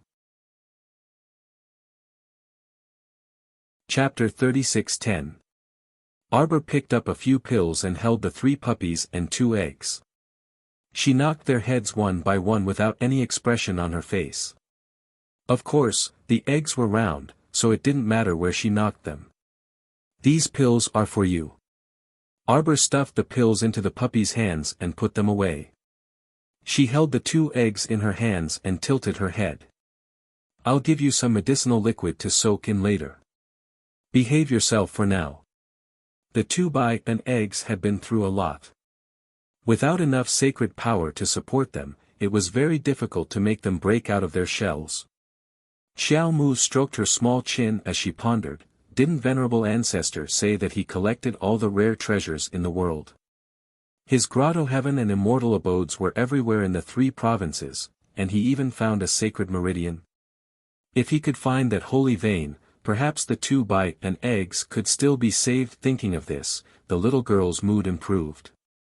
She walked out of the golden bronze door and went to the next room. In the 3rd room, there were many magic treasures and artifacts. Arbor planned to organize them when she was free. She replaced some of the things in the maple pavilion and gave some good ones to her senior sisters. As for the 4th door, Arbor couldn't open it. She walked around the door curiously but didn't find anything unusual. Since she couldn't open it for the time being, Arbor didn't think about it anymore. She walked out of the Chaoyang pavilion and heard a commotion. Arbor didn't care about the people of the Mu family who were talking at once. She turned to Patriarch Chaoyang and shouted, "Are you going back? I'm going to start collecting." The old man said that the whole Chaoyang pavilion was hers, so it was hers. Sir Siqiao was not someone who liked to be courteous to others. Since the old man was willing to send him off, Sir Siqiao could only gladly accept it. Patriarch Chaoyang had expressed his intention clearly. He was a little tired now. After all, he was only a soul and had to wait for his body to come back. Before leaving, the old man shouted at Mu Tsang with dissatisfaction, "You little brat, ask someone to remove my memorial tablet from the ancestral hall." The old man wasn't dead yet. Offering incense to the memorial tablet so early in the morning, could it be that they couldn't wait for him to die early? Mu Tsang's old face stiffened. He couldn't help but smile bitterly. How could he have expected Ancestor Zhaoyang to be so mischievous? It had to be known that the life lantern he had enshrined in the ancestral hall had long since disappeared. In addition, Ancestor Zhaoyang had not appeared in the past few decades. Who would have thought that Ancestor Zhaoyang had only gone out to travel? Of course, there were even more ridiculous things to come. Old Ancestor Chao Yang, on the other hand, showed up and reprimanded his descendants. After that, he went back to hiding in Chao Yang Pavilion. In the end, he had left behind a huge mess, and he still needed this old man to deal with it. Just thinking about it made him feel tired. Xiao Mu didn't care what the other people from the Mu clan were thinking. With a flick of her finger, she swiftly struck out several talismans according to Ancestor Chao Yang's instructions, storing the Morning Sun restaurant in front of her into a sealing talisman. Subsequently, she tossed it to her fish orchid planet for the sapling to set up. As for Mu Jiating, who was still in Chao Yang Pavilion, Arbor did not make things difficult for him. Since Mu Jiating had entered the Chaoyang Pavilion with his own ability, he could continue. When Mu Jiating left the Chaoyang Pavilion, he would ask Qiuqiu to throw him out of Fish Orchid Star. Chapter 36:11. Everyone in the Mu family, from the elders to the disciples, had complicated expressions on their faces as they watched this little girl take away the entire Chaoyang Pavilion. If someone had told them that Chaoyang Pavilion would be taken away by a Mu family disciple one day, they would never have believed it. However, today, reality slapped them twice on the right after slapping them on the left side of their faces. Painful, it really hurts. Especially Elder Qing and the others, the expressions on their old faces were very interesting. Previously, they had been making things difficult for this little ancestor by not letting her enter Chaoyang Pavilion. In the end, not only did the little grandaunt enter the Chaoyang restaurant herself, she also reached the 99th floor in one go, breaking the Mu family's 100-year record. Now, she even sealed the entire Chaoyang restaurant and took it away. She took it away. Regardless of whether this fella took Chaoyang Pavilion into her storage talisman or not, this Chaoyang Pavilion had become this fella's private property from now on. How could they accept this? How could they endure this? None of the Mu family members could bear it, let alone Elder Qing and the others. The smiles on their old faces were long gone as they frequently looked in Mu Tsang's direction. Mu Tsang didn't say anything and only looked at Arbor with a gentle gaze. Jojo, come with Grandpa to the hall. Go invite the patriarch, the first elder, second elder, and third elder to come to the hall. Hearing this, everyone looked at each other and couldn't help but sigh in their hearts. You guys come too. Mu Tsang nodded faintly at Mu Jingxing, Elder Qing, and the others before turning to leave. Sir Jojo didn't know what had happened and only looked curiously at everyone's expression as if they had stepped on dog poop. It seemed rather interesting. Everyone looked agitated and uneasy, especially the second son, Mu Jingxing. He almost couldn't control the twitching muscles on his face and the angry expression on his face. Father, wasn't old ancestor's decision a little too hasty? Mu Jingxing shouted at his father's back as he hurriedly left.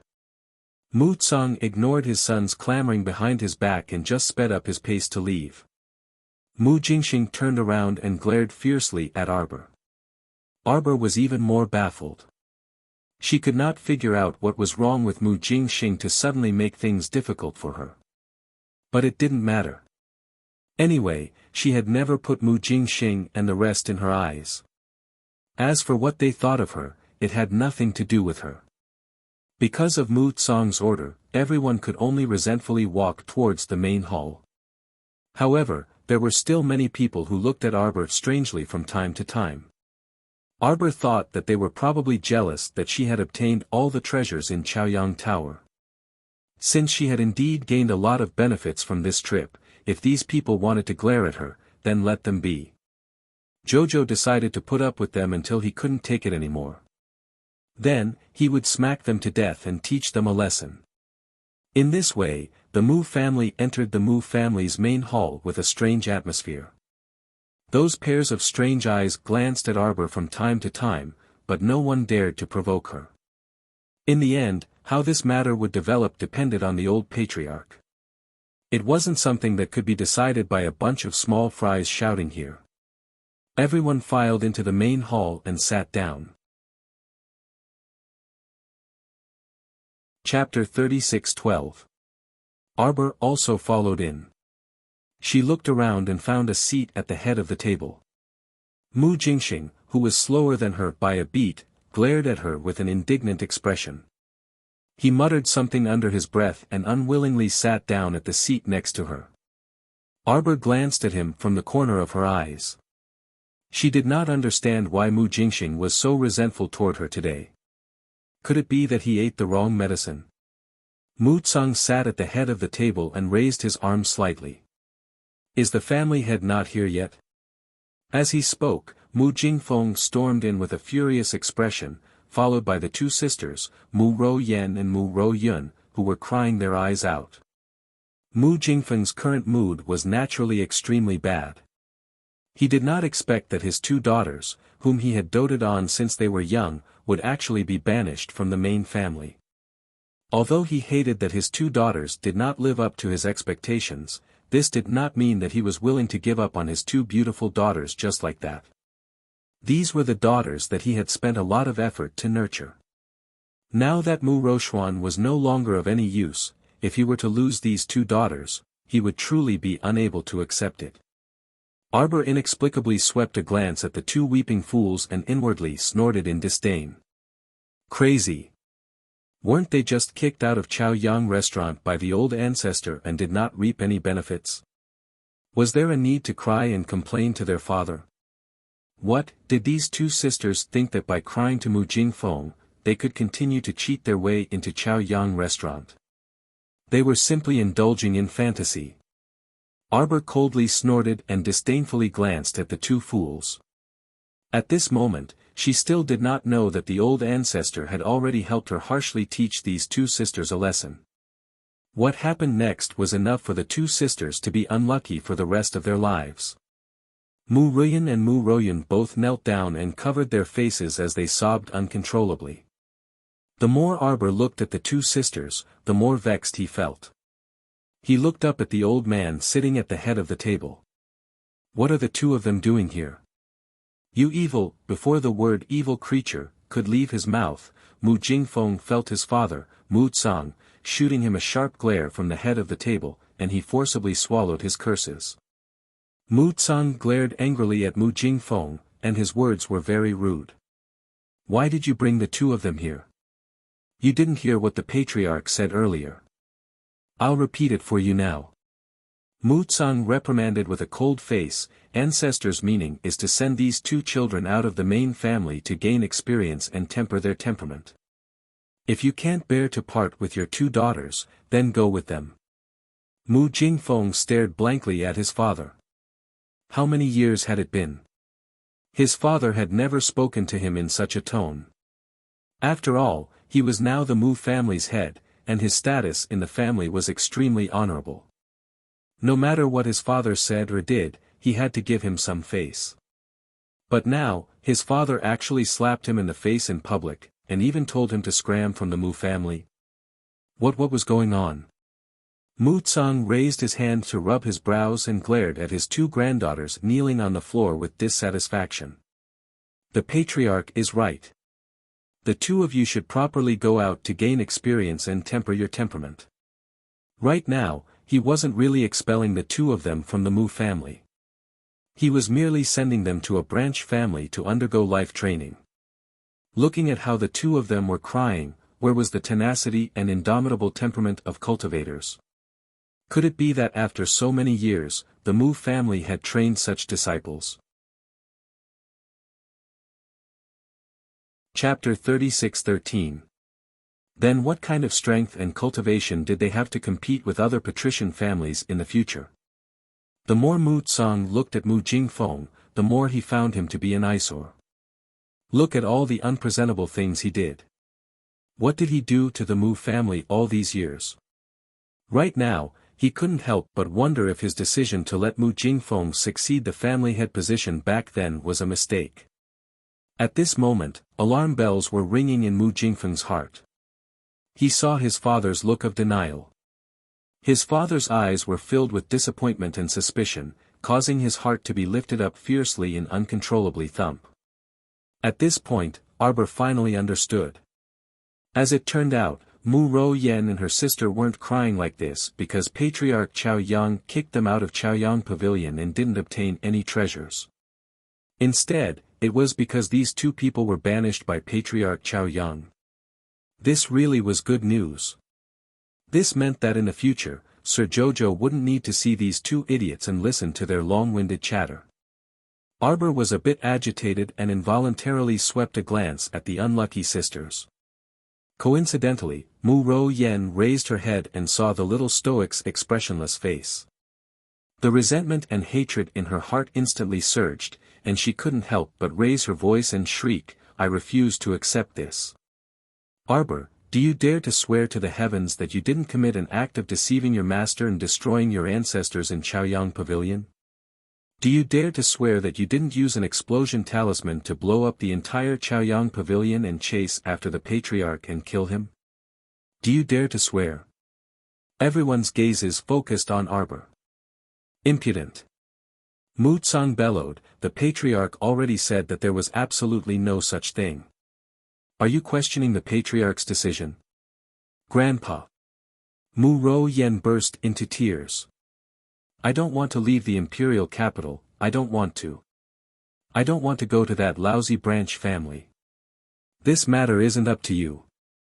Mu Tsang waved his hand impatiently. "Guards, escort these two back. Watch them pack their things and send them away tomorrow morning." "Grandpa!" The two sisters burst into tears. They wanted to lie on the ground and plead for mercy, but Mu Tsang obviously didn't give them the chance to continue talking nonsense. He directly ordered people to drag the two of them away. Mu Ro Yen and her sister bitterly turned to look at their father, Mu Jingfeng. However, at this moment, Mu Jingfeng was also shocked by old Master Mu's cold expression. How would he dare to plead for leniency? He simply allowed the servants to bring them away. Mu Tsang coldly glanced at Mu Jingfeng. Family head, ancestor appeared just now and made an important decision. His voice was very calm, but the hearts of the Mu family members present were not calm at all. Mu Jingxing's face couldn't help but twitch. He tried his best to suppress the resentment in his heart and turned to glare at Arbor, who was sitting on his left. "The old ancestor has decided that you should abdicate and hand over the position of clan head." Mu Jingfeng's facial muscles twitched, and he could not help but shout, "Father!" He thought that this decision was Mu Tsang's own decision, and that he was only using the ancestor's name. "You think this is my decision?" Mu Tsang glanced at his son and calmly said, "Back then, after you were kicked out of Chaoyang Pavilion, you left in a fit of anger. Ancestor Chao Yang appeared with us and announced this decision." "I don't agree." Mu Jingfeng's face flushed red. "Arbor's surname isn't Mu." Chapter 36:14. She even abandoned her Mu family's surname. On what basis should she be the head of the household? Mu Jingfeng's face could not help but slightly contort. Elder Qing's expression was complicated. "That's right. Furthermore, the crown princess has only returned to China not long ago. Letting her shoulder the entire Mu family's future. Isn't this too much of a trifling matter? The crown princess is still young. She's not suitable." "That's right. As the imperial family's daughter-in-law, the crown princess will have many trivial matters to attend to in the future. It's not good to bother her with the Mu family's matters." All sorts of voices emerged, but every word was negative toward Arbor's succession as the head of the household. Of course, the decisions made by the head of the household over the years have also harmed the family's interests. In particular, his attitude toward the Long family has also been wrong. "Old family head, you can choose another suitable disciple to inherit the position of the head of the household." "Oh. Who does Elder Fu think is suitable to inherit the position of the head of the household?" Mu Tsang asked coldly as he looked at the elder on his left who was spouting nonsense. I think Jing Xing is quite suitable. As soon as he said this, Mu Jingxing immediately cupped his hands toward the elder who nominated him. He could not help but smile as he modestly declined, Elder Fu is too kind. In terms of qualifications, Jing Xing may not be enough. Furthermore, Jing Xing has no intention of stealing Big Brother's limelight. After saying this, he cupped his hands toward the unsightly Mu Jingfeng with a tactful look. Mu Tsang harumphed and abruptly raised his hand to slap the table. All of you, shut up. Jing Xing, you are indeed not qualified to be the next head of the household. The old man's words instantly made Mu Jingxing's face turn ashen. He understood his father very well. Since his father had completely rejected him, it meant that he had absolutely no hope for the position of the head of the household. It was just that he had to respectfully address Arbor as the head of the household in the future. No matter what, it was hard for him to accept. Thinking of this, Mu Jingxing said with an ugly expression, Father, although old ancestor Zhao Yang personally named Arbor as the head of the household, but it's clear that this child is still young and inexperienced. She's not suitable to be our Mu family's head in all aspects. I agree with Jing Xing. I agree too. Seeing that the whole family was against it, Mu Jingfeng's face, which was as black as the bottom of a pot, looked slightly better.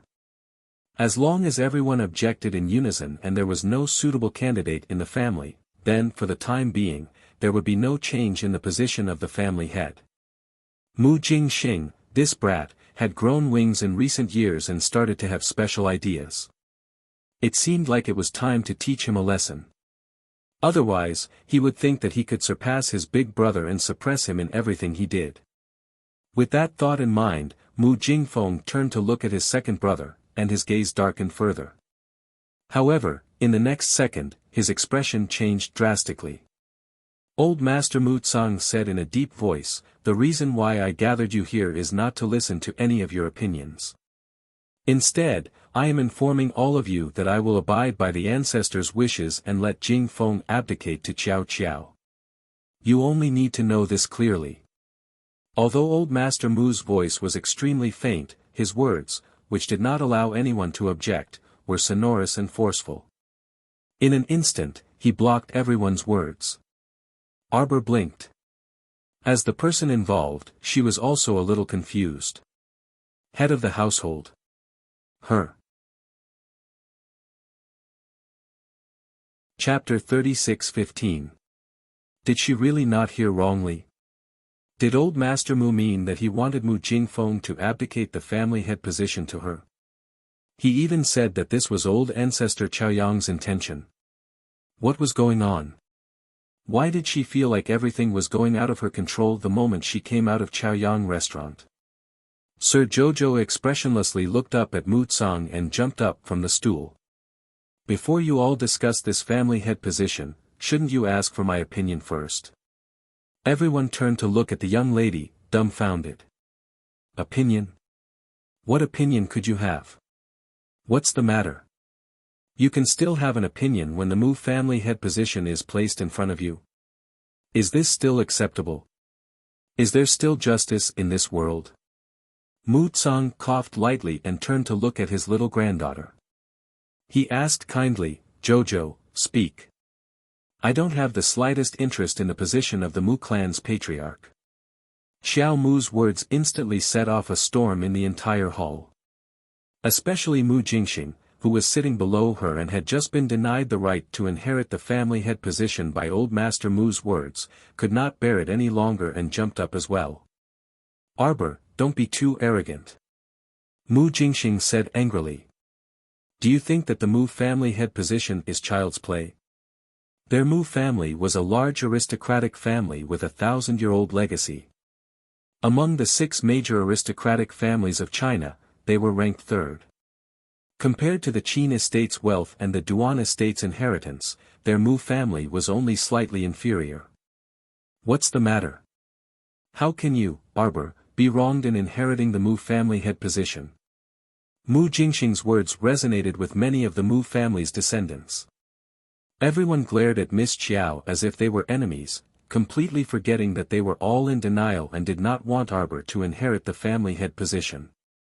But now, once they discovered that Arbor simply scoffed at the family head position, they became even more dissatisfied. How old was this little girl? What right did she have to look down on their large aristocratic family with a 1,000-year-old legacy? She really wanted to go to heaven. Arbor glanced at the people around him and curled his lips in annoyance. Just your family? You want me to take over? Keep on dreaming. Look at you motley crew, what kind of people are you? Arbor criticized him mercilessly.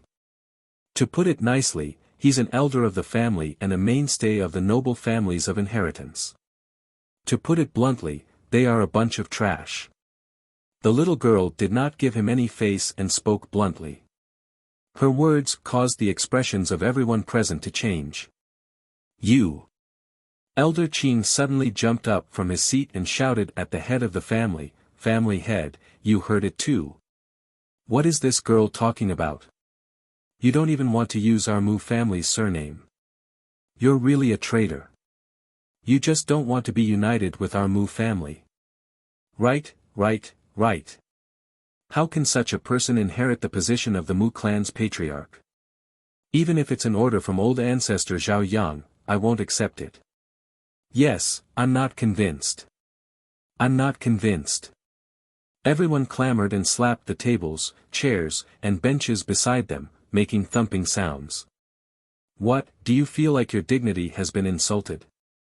Arbor was not afraid of these people who were fuming with rage and glaring at him, looking as if they wanted to eat him alive. Chapter 36:16. She calmly turned her head and swept a glance around before pointing at Mu Jingxing. You, all day long, think that you're very capable. TSK, in the end, you're short-sighted and only have eyes for the small plot of land in front of you. You only want to use power and tricks to compete with Mu Jingfeng for the family head position. Those who are truly capable should go out and make a name for themselves. Go out and do your own business. You're already so old, yet you only want to inherit the family business and the ancestral property. No wonder the old ancestor looks down on you guys. Look at you guys. Each and every one of you has lived for so long, yet even a teenage child understands reason. You guys, on the other hand, don't understand. The descendants taught are all the same as you guys. Each and every one of you only knows how to raise a fuss at home. If someone comes knocking on your door, do you dare to resist? Just like more than 10 years ago, when your ally, the Long family, was besieged, did you dare to come out and fart? You don't dare, right? If you don't dare, then don't talk nonsense. Ask yourselves honestly. Which one of you who wants to go to Chaoyanglu doesn't want to run there for benefits? Which one of you is truly going there for the purpose of gaining experience? The talismans passed down in the family are missing. Among you guys, how many of you are truly studying talisman arts? You're already so old, yet you're still only an advanced talisman master. Aren't you ashamed? Arbor casually pointed at an elder whose beard and eyebrows were trembling non-stop as she reprimanded. Don't joke around. Seriously, Arbor, can't find any young subordinates. There are so many people in the world who dare to fight, charge, and work hard. If I don't look for them, why would I look for you guys? Why would I want you guys to be a bunch of trash?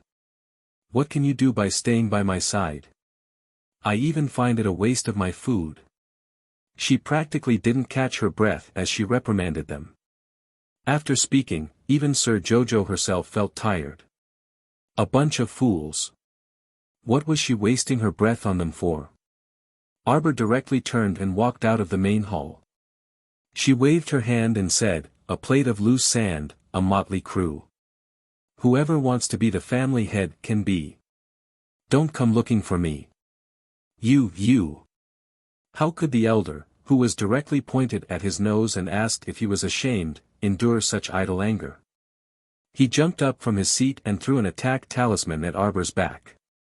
Old Master Mu, who was sitting at the head of the table, snorted. Stop it. But the talisman had already turned into a streak of light, and the surging talisman energy rushed towards Arbor's back. A frog in a well. Arbor turned her head and moved her finger slightly.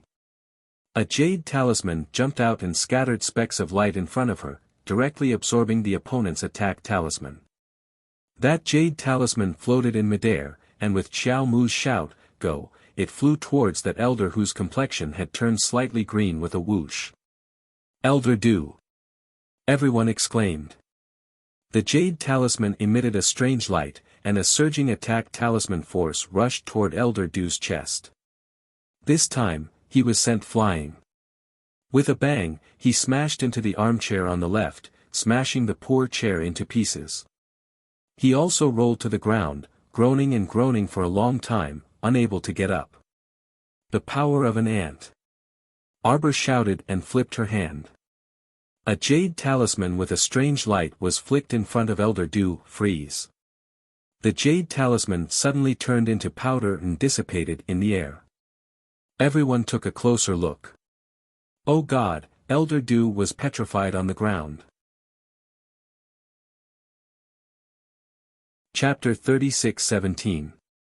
When this old man rolled down from the stool, one of his legs was slightly raised, and both his hands were spread open, posing as if he was struggling with all his might. At this moment, he was extremely embarrassed. He was frozen on the spot with this action. His entire facial expression was stiff, and his muscles kept twitching slightly. His pair of turbid old eyes could not help but spew out flames. Arbor couldn't be bothered to look at this old man. He directly turned around and left without saying a word. Family head. 3 elders walked in from the door and turned to look in the direction the little fellow left. Sigh, first elder, second elder, third elder, you're finally here. Mu Tsang smiled bitterly as he stood up from his seat. You all saw the situation just now. Mu Tsang sighed. Old ancestors' wishes cannot be disobeyed. See if there's any way to resolve this matter. The muscles on Mu Jingfeng's cheeks trembled slightly, and he couldn't help but blurt out, Father. Jingfeng. Old Master Mu raised his hand slightly to stop him from speaking. He glanced at him and said, I've already decided on this matter. This is old ancestors' order. It's not something you or I can casually change. Mu Jingfeng clenched his fists tightly, trying his best to restrain his trembling anger. Father, but you saw it too. What kind of attitude was that? She simply criticized our entire Mu family from top to bottom until we're completely worthless. Third elder Mu Jingyuan couldn't help but interject coldly, could it be that what she said was wrong? A plate of loose sand. Mu Jingyuan turned around and left as well. Only a group of furious elders, as well as Mu Jingxing and the rest, who were so angry that their entire bodies hurt, were left behind. As for Mu Xingqian, he had already silently stood up and walked to the door when his sister flared up. After his sister left, he had already left with her. At this moment, the 2 siblings were walking to the Mu family's mountain entrance and conversing softly. Sister, you should reconsider, Mu Xingqian said with a wry smile. Although the Mu family has indeed been in a mess these years, the Mu family is still very powerful. Although the old ancestor has placed such high hopes on you, why don't talk about it, big brother, Arbor wrinkled his little nose, looking unhappy. That old man tricked me. He said that he would give Chaoyang restaurant to me, that he would not take a single cent, and that he would definitely not give me any missions. Look, he's already asking me for a reward. What a shameless old man, a big liar. Sir Jojo angrily turned his little head away and walked towards the Mu family's mountain gate. I don't care about your family's matters. A bunch of useless things, and a bunch of idiots who only know how to eat and do nothing. With that, Arbor looked at his elder brother sympathetically. Big brother, look at the elders in your family. Other than that elder Dao, who had at least entered the yellow-grade Great Symbol Master realm. What kind of people were the rest of them? You can't even compare to the Mu family of a side branch. It must have been hard for Big Brother to stay in such a house all these years. As a genius, there were many things that he had to do. Normally, he must have been ordered around by those useless elders. In the Mu family, the Elders Guild was considered to be an existence that transcended the family members. Heh. As Xiao Mu spoke, she revealed a disdainful expression, evidently looking down on the Mu clan's council of elders to the extreme. Mu Xingqian couldn't help but sigh. He didn't know what to say to change his little sister's opinion. Chapter 36:18. His little sister's originally expressionless face was now filled with blatant disdain. Mu Xingqian really felt a bit uncomfortable when he saw this. The enmity between his little sister and the Mu family really couldn't be easily resolved in a short period of time, alright? It must have been difficult for the old ancestor to come up with such a rotten idea, insisting that his little sister take over the Mu family and become the next family head. Not only was this a slap to his father, Mu Jingfeng's face, but it was also a slap to the faces of all the Mu family's disciples. The Mu family's elders naturally wouldn't allow a little girl to lead their Mu family. Although the old patriarch was there to suppress them, after all suppressing them for a while was suppressing them, but it couldn't be suppressing them forever. Arbor looked up at his elder brother and harumphed. What's the use of having a bunch of good-for-nothings? Mu Xingqian didn't know whether to laugh or cry. He couldn't help but rub his little sister's head and chuckle helplessly. Okay, then let's not talk about this. Jojo, before he could finish his sentence, he was interrupted by a sharp cry. Arbor. Following the sound of hurried rolling wheels, it was concubine Shi, who appeared extremely haggard in a wheelchair. It had been a long time since he last saw this woman at New South Garden. He didn't know if this woman had been enlightened recently, but she had been very well behaved and staying in her own court. She ate vegetarian and recited Buddhist scriptures, as if she had converted to Buddhism, as if she was completely aloof from worldly affairs. Arbor swept a glance at her, his expression indifferent, but he didn't speak first. Instead, he waited for the flustered and exasperated Shi Huixin to speak first. She must have come because of the banishment of her two daughters. Arbor didn't even need to guess to know why this Shi Huixin had come. Shi Huixin hurriedly turned her wheelchair to Arbor. She struggled to sit up straight in the wheelchair and moved her body to the ground. The wheelchair lost its gravity and instantly tilted to the side. Shi Huixin fell to the ground and repeatedly kowtowed to Arbor, crying out in a tearful voice, Crown Princess, I beg you. Please let my two daughters go. They didn't do anything outrageous to offend you. They are so insignificant and lowly. You are the Crown Princess, why must you be so calculative with two concubine daughters and refuse to forgive them? Mu Xingqian stared coldly at Shi Huixin and said indifferently, Concubine Shi, what are you doing here? This matter had nothing to do with his sister. The decision to send Mu Rou Yan and Mu Rou Yun to the branch family for training was made by the elder ancestor. It was also grandfather who agreed to it. It has nothing to do with sister at all. Shi Huixin's face twisted in an instant. Her legs were inconvenient, so she could only crawl forward a few steps and try her best to grab Arbor's little foot. Crown Princess, please forgive Rou Yan and Rou Yun. I only have these two daughters, you can't destroy them both. They are only your two concubine sisters. They have been spoiled by me since they were young. They don't have any ability and can't fight with you. Let them go, don't banish them out of the imperial capital. Mu Xingqian's expression instantly turned even uglier. A concubine mother was kneeling and crying for mercy, begging Jojo to let go of his two concubine sisters. It made it seem like Jojo had really persecuted his two concubine sisters. Chapter 36:19.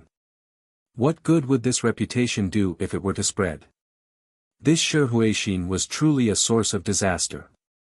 Murderous intent flashed across his eyes as he said coldly, And Shi, if you still don't get up, I'll get someone to carry you out. Shi Huixin's outstretched claws naturally failed to grab Arbor's little feet as she wished. Xiao Mu took a step back and expressionlessly looked down at concubine Shi. She said dryly, "Concubine Shi, you should have heard eldest brother's words just now.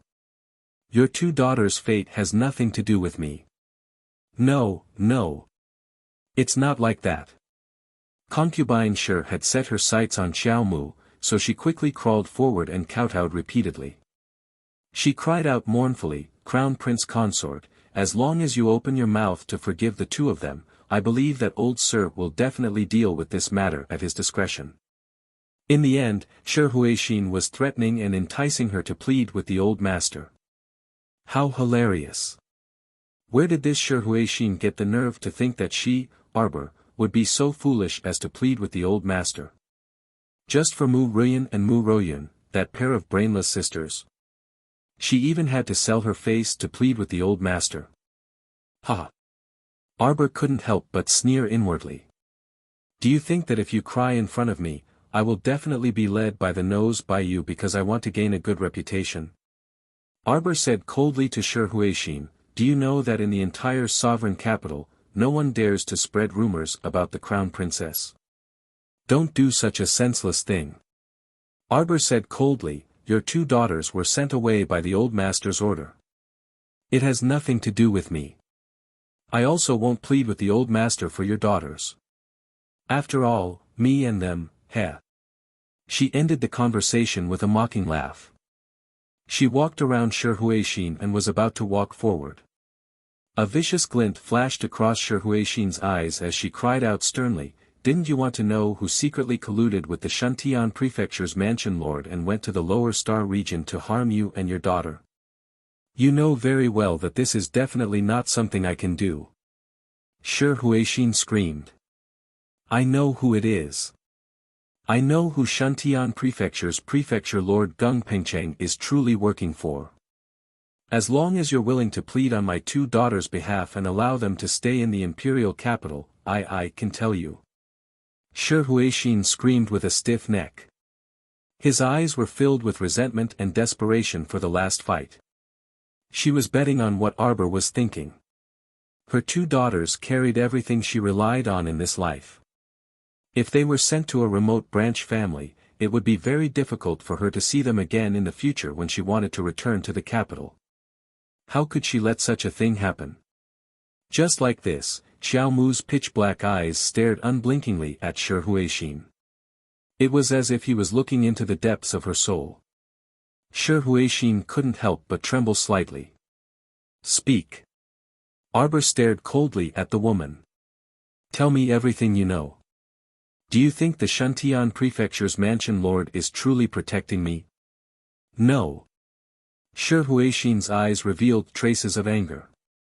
"Feng Lan, the Shantian Prefecture's mansion lord's wife, identified you before she died," Arbor said coldly. "You should know Feng Lan."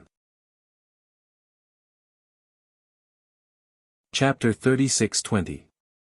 After all, you're from the same organization, so you should have come into contact with each other. What organization? Don't spout nonsense.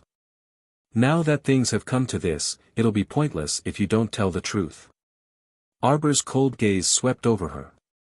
Shi Huixin, you dare to say that you're not from Tianyun? If you weren't targeting me on purpose, why did you already welcome Qiao Yingchun back when I first came to the Divine Province, planning to replace my identity and ruin my reputation? Then, you deliberately brought Qiao Yingchun to General Zhong Li's estate. Wasn't it to mislead everyone into thinking that Qiao Yingchun, who was impersonating Mu Qiao, was such an unpresentable thing? Shantian Prefecture's prefecture lord said it before. He's also helping someone, and the person he's helping doesn't want me to have a good life. And it's precisely because every single thing you've done these past few days, every single one of them, that you don't want me to have a good life.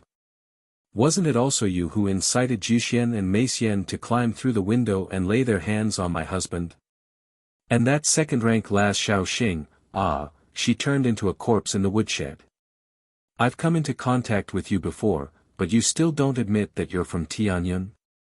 Other than Tianyun, I can't think of anyone else who can turn a perfectly fine person into a corpse in a matter of minutes. Don't you think so, concubine Shi? When Arbor said these words, he didn't look at his big brother's shocked gaze. Mu Xingqian stared coldly at concubine Shi, who was kneeling on the ground, and kicked her hard. Is what my sister said true? You really are from Tianyun. You're from Tianyun. Jianyun's people had already infiltrated their Mu family. Do you think I did all of this? Shi Huixin screamed and suddenly straightened her body. Her head was raised high, and her pair of inverted dead fish eyes stared lifelessly at Arbor. She said word by word, Feng Lan, that slut, does whatever she says count? How many times have I met Gung Pengcheng? How did it reach the point where Gung Pengcheng would die for me? She's slandering me. Gung Pengcheng is also slandering me. Heh, you're just a little concubine mother of the Mu family. You don't step out of the house all day long. How could you have met the Shuntian Prefecture's prefecture lord? This is where the biggest problem lies. You really are one of Tianyun's people. Arbor pointed at Shi Huixin, who was lying on the ground, and said coldly. Before this, she only had her suspicions and wasn't sure. Now, he could truly confirm that Shi Huixin belonged to the heavens. Shi Huixin. Xiao Mu uttered these 3 words coldly. Tell me everything you know, and I guarantee that your 2 daughters will live well for the rest of their lives. Shi Huixin's body trembled slightly, then she raised her head and glared at Arbor. Gung Pengcheng is a very careful person. I only heard that the person he admires is the Hall Master of Flying Heaven. However, the people in the organization usually don't have many opportunities to meet each other. That's why I don't know who the Soaring Heavens Hall's Hall Master is. Ah. When Shi Huixin said this, she suddenly spasmed on the ground as if she had gone mad. Just as Mu Xingqian was about to rush forward, Xiao Mu tugged at him and pulled him back 2 steps. Shi Huixin knelt on the ground and scratched her face with all her might, letting out terrifying screams. Chapter 36-21. Shi Huixin's appearance made one's heart tremble. At this very moment, she no longer had the appearance of a noble lady. Her hands were covering her face as she fell sideways on the ground. Her body was curled up as she kept twitching and trembling, as if she had suddenly contracted some sort of illness. This was the main passageway through the Mu family's mountain gate, so Shi Huixin's unforeseen event naturally attracted many people's attention. Mu Jingfeng, Mu Jingxing, and the rest, who came after hearing the news, were even more shocked as they glared at Arbor. Mu Jingfeng sternly shouted, Arbor, you actually treat your concubine mother like this? What kind of enmity or grudge do you have for you to be so vicious to a woman like her? Father! Don't spout nonsense and venomous slander. Mu Xingqian immediately retorted in dissatisfaction, Little sister and I just arrived here when concubine mother ran over on her own. She suddenly became like this while we were talking. What does it have to do with little sister? When Mu Jingfeng saw how his son was defending Arbor in every way, he immediately rebuked, unfilial son. He actually said that his own father was venomous slandering. Was this something a son should say? Arbor wasn't angry, though. She had long known what kind of person Mu Jingfeng was. Once something happened, if he wasn't blaming this, he would blame that. There wasn't the slightest bit of father-daughter kinship in his heart. For such a selfish man, he probably only had himself in his heart. Madam, watch your step. Servant Song Lu also rushed to the scene while supporting Mu Qingya, who had rushed all the way here. At this moment, the road leading to the Mu family's mountain gate was filled with a group of Mu family disciples, as well as many servants who didn't mind the commotion. These people hid far away in the corners, not daring to approach, but their eyes flickered with gossipy glints. Concubine Shi went to talk to the crown princess about something, but in the end, this tragic scene suddenly appeared. Everyone naturally didn't believe that this matter had nothing to do with the crown princess. Arbor couldn't be bothered to talk nonsense with them. He waved his hand and said to his elder brother, "Big brother, let's go." Mu Xingqian nodded in agreement. He also felt that talking to these people was like playing the lute to a cow. It was impossible to make things clear. Since they liked to think too much, then just let them be. After making up his mind, Mu Xingqian was about to leave with Arbor. However, how could Mu Jingfeng let them leave just like that? Mu Jingfeng waved his hand in front of Qiao Mu's face as he declared with a darkened face, "Qiao Mu, in any case, you are still a child of the Mu clan. Don't rely on your status as the crown prince consort to do as you please. You poisoned your own concubine mother. Even if this matter is reported to His Majesty, you still won't be able to justify it. Hand over the antidote," Mu Jingfeng growled. "Master." Mu Qingya hurriedly stepped forward and stood in front of Arbor. She shook her head and said, "Jojo won't do that. There must be something fishy about concubine Shi's matter. You're still speaking up for her at a time like this?" Mu Jingfeng glared at Mu Qingya angrily. Just now, the three of them were talking here. Everyone saw it with their own eyes. Everything was fine, but concubine Shi suddenly became like this. "Ah, eldest uncle, look, look." Mu Ruiyan couldn't help but exclaim. Everyone turned to look, and they couldn't help but be startled. They saw that concubine Shi abruptly put down her hand that was covering her face. Chapter 36-22. This time, everyone couldn't help but be shocked. They saw that concubine Shi's face had already completely rotted, oozing a terrifying thick juice. As if it had been corroded by some kind of venom, her face was disappearing inch by inch in this liquid. Mu Jingfeng couldn't help but avert his gaze in disgust. He turned to glare at Arbor and shouted, "Arbor! You really have such vicious thoughts. Such vicious methods. No matter what, your concubine Shi is still your concubine mother and your elder. Even if your words were a bit offensive, you can't use such methods to harm a woman with a low cultivation.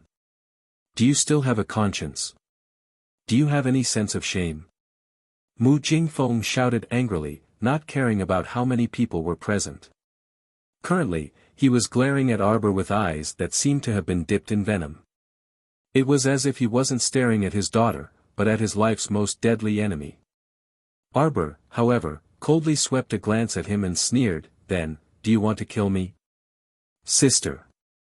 Mu Xingqian couldn't help but panic. His sister's indifferent attitude was as if she was casually accused by her father and couldn't be bothered to defend herself. As her eldest brother, he naturally didn't want to see his sister suffer such a great injustice and be forced to bear the infamy of killing her concubine mother. "Father, you'd better be careful with your words and actions. Don't make wild accusations," Mu Xingqian angrily said. "We siblings only spoke with concubine Shi for a few minutes." During this time, sister didn't even touch concubine Shi's finger. For concubine Shi to be like this, it must be because she was already poisoned long ago. It just so happened that the poison acted up right in front of us. Sophistry. Mu Jingfeng angrily berated, "Xingqian, you've disappointed father too much. You're the Mu family's young master, the Mu family's future hope. If it weren't for the ancestors' previous matter, the entire Mu family would have been inherited by you in the future." Mu Xingqian's gaze turned extremely cold as he coldly stared at his father in front of him. He sneered, "Father, you don't need to sow discord. I'm not like you, having a strong desire to control the Mu family's power. I'm a member of the Mu family. If the Mu family is in trouble, I will not shirk my responsibility. However, I don't care about the position of patriarch at all. Therefore, I have no objections to younger sister becoming the patriarch," Mu Xingqian said with a flat tone and a cold expression. This father of his was too vicious. For the sake of the patriarch's position, he actually did not hesitate to sow discord between him and his younger sister. Did he think that by promising the position of the young master and the position of the future patriarch, he would be able to make him fearful of his sister and fight with his sister for the position of the patriarch so that he, as the father, could benefit from it? He was simply too naive. Mu Jingfeng's eyes emitted a cold and venomous glint as he stared fixedly at his son for a long time before bursting into laughter. "You're overthinking things, Stardust." Seeing that he was unable to provoke his son, Mu Jingfeng could not help but frown and coldly say, "A real man must act with a clear conscience. Although she is your biological sister, it is very unwise to lie and deceive your relatives and elders for her sake." The corners of Arbor's lips curled up mockingly. Look, this was her biological father, racking his brains to pin the infamy of poisoning a concubine mother on her. Chapter 36-23. What a great father he was. Ao Yi. Arbor calmly called out to him. Ao Yi giggled as he flashed to her side. Crown Princess. He turned to look at Mu Jingfeng's group and gave them a sympathetic look. Family head Mu, oh, no, former family head Mu. If you can prove that this matter has nothing to do with the Crown Princess, shouldn't you kneel down and admit your mistake, Mu Jingfeng's old face abruptly flushed red as he sneered. Heh, prove it first before talking about anything else. Ao Yi tilted his head and giggled as he took out a jade talisman from his pocket. Everyone, look carefully. What is this? This is a jade talisman with an image. It's also an earth-rank talisman that only our Crown Princess can make. The moment Ao Yi took out the jade talisman, Mu Jingfeng's expression involuntarily changed. Ao Yi did not make everyone wait for long, nor did he give them a chance to react. He directly projected the image from the jade talisman for everyone to see. In it, concubine Shi came over in a wheelchair and immediately knelt on the ground to plead for leniency. Everyone could clearly hear the conversation between the two sides, and the image was also very clear. Everyone could not help but sneak a glance at the expressionless little Crown Princess. Just how distrustful was the Crown Princess to the Mu family? She always had her subordinates carry jade talismans with them at all times. As long as the Mu family approached, they would immediately record everything. When the time came, they would have a basis to speak on. From the start, she felt that there were no good people in the Mu family, so she must have something to protect herself when she was outside. What was there to be unclear about in this video? After the Crown Princess exposed Shi Huixin's identity as a member of Tianyun, Shi Huixin suddenly fell to the ground and covered her face as she cried out in pain. From beginning to end, the Crown Princess was just as the Mu family's eldest young master had said. She did not even touch Shi Huixin with a single finger, so how could she have poisoned her? Everyone silently glanced at Mu Jingfeng, who was still spouting nonsense just now. At this moment, he had already fallen silent, his expression cold and not saying a word. Ao Yi raised his chin slightly, and several youths in black immediately jumped down from the tree and surrounded Mu Jingfeng. Two of them even kicked his knees, as if they were determined to make him kneel and apologize. What are you all doing? Mu Jingfeng flew into a rage. The members of the Mu family also started to make a ruckus. Even if Mu Jingfeng had been stripped of his position as the head of the household, he was still the former head of the Mu family. Their Mu family was humiliated like this, no one would be able to feel proud. Naturally, they couldn't just sit by and watch. Mu Qingya even pounced forward and tightly grasped Mu Jingfeng's arm. She turned to look at Xiao Qiao and implored mournfully, "Xiao Qiao, your father didn't mean to say those words just now." "Yeah, he didn't do it on purpose. He did it on purpose. Using every possible method to pin the crime of poisoning my concubine mother onto this Crown Prince consort. To be slandered by a subject. Does this Crown Princess have a reason to teach him a lesson? Crown Princess." Mu Qingya shrieked and hurriedly stood in front of Mu Jingfeng. Heaven, earth, sovereign, family, and master are indeed inviolable. But the head of the household is still your biological father. Why, if you insist on going against the law, why you'll be punished by the heavens. I don't want to see you get struck by lightning. It's not worth it.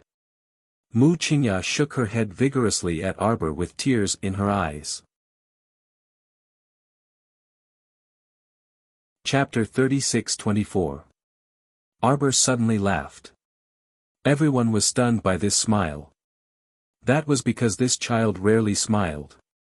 Ever since she returned to the Mu family, she had never smiled at anyone from the Mu family. However, she suddenly laughed today, causing everyone's hair to stand on end. Heavenly punishment. If the heavens truly have a spirit, such a filthy and ugly soul should have died 10,000 times already, no? Her ice-cold voice was like the unmelted snow in the abyss, coldly drenching everyone's hearts. Let's give it a try. If the heavens come to strike me, I'll endure it. If it doesn't come, ha ha ha ha ha. Arbor laughed out loud with a wanton expression. She raised her small hand slightly, and the crowd of black-clothed youths pressed down on Mu Jingfeng, who was struggling to move his limbs, and dragged him to the side of a tree. After tying this fellow to the tree, Aoyi pulled out a shiny black whip and personally punished him. According to the laws of China, those who slander and defame the imperial family will be whipped 100 times as a warning to others. Smack! A whip as swift as lightning landed heavily on Mu Jingfeng's body. Ah! Mu Jingfeng howled on the spot. His eyes revealed traces of cold light as he glared at Arbor. You ordered your father to be whipped.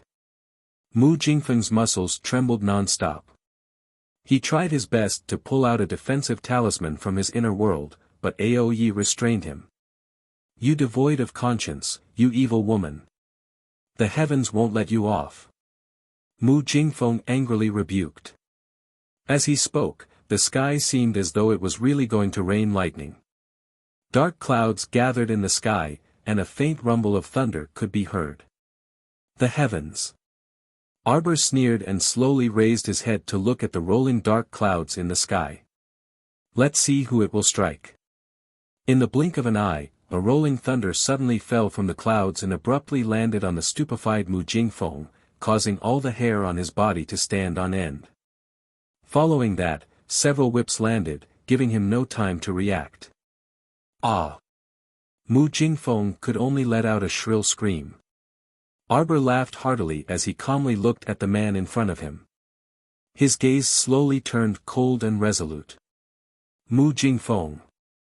Now you know. Who does the heavenly Tao want to destroy? It's because of you, the one who disregarded the emperor, the one who obliterated family and humanity, the one who's worse than pigs and dogs trash. Jojo, don't, Jojo. Mu Qingya wanted to rush forward, but Song Lu and Nanny Chiu grabbed her arms tightly.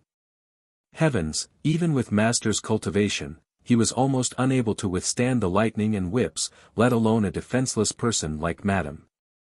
Xiao Mu expressionlessly glanced at Mu Qingya, who was displaying a deeply affectionate expression, and pursed her lips. So what if such an ignorant and cowardly man dies?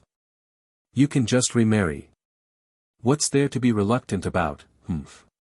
Everyone stared at her, dumbfounded. He felt that the young lady did not see Mu Jingfeng as her father at all. She did not even see him as a human being. So what if he dies? She even instigated Mu Qingya to remarry. Was this something a daughter should say? Arbor swept a glance at everyone before turning to walk out of the crowd. He coldly lowered his head to look at Shi Huixin, who had already turned into a puddle of water, and coldly instructed, go search concubine Shi's courtyard. Didn't she say that she left something good for me? Everyone present looked at the young lady before them with various expressions. Chapter 36-25. This time, all of them once again experienced the little lady's heart as cold as iron. At the same time, they also looked strangely at concubine Shi's pus. In the video just now, concubine Shi admitted that she was a member of Heavenly Fate, but they didn't hear concubine Shi say that she left behind evidence for the crown princess. Could it be that the crown princess was still on guard? The video she showed them was simply only a part of it, and some important information was still missing, so it wasn't exposed in front of people at all. Several elders stood on the side and glanced hesitantly at Arbor.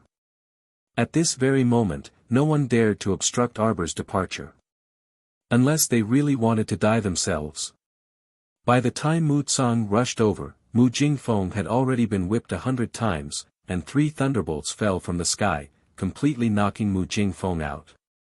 With lingering fear, everyone couldn't help but sympathize with the previous family head.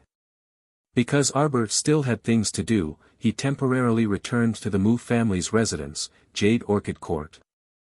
As soon as he entered, his expression completely darkened. Mu Xingqian also said gravely, "Jojo, looks like Heavenly Fate's people were already on guard and made the first move. The poison in concubine Shi's body can actually be remotely controlled. This means, it's not poison." Arbor interrupted his older brother gravely. "It's a talisman. It's one of the highest standards among sickness talismans and can cause a person to die and rot instantly." A sharp glint flashed through Sir Jojo's eyes. "I know that there's always been a great talisman master in Heavenly Fate. And this talisman master might not just be a talisman master. He's a poison master. These people appeared on Seacombe Planet a long time ago. The 3 pygmy brothers all know how to use poison, especially that black cat brother.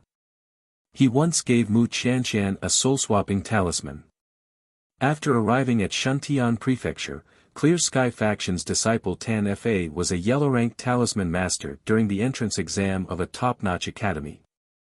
He and that Fan Gu both belong to Clear Sky Faction. At the same time, they both have transportation talisman matrices. None of them want me to have a good life. All of them want me to live a life worse than death.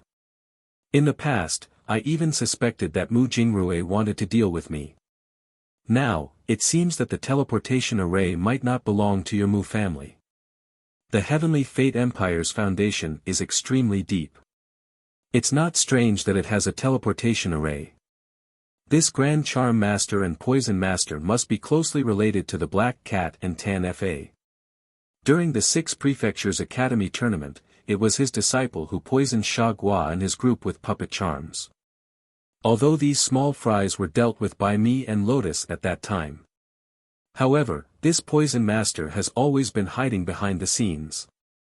Even now, we still don't know who he is. He's been hiding all this time, secretly cultivating batch after batch of talisman talents for Tian Yun. Those charm masters of the Clear Sky sect were also created by him, which means that he has a deep relationship with the Clear Sky sect.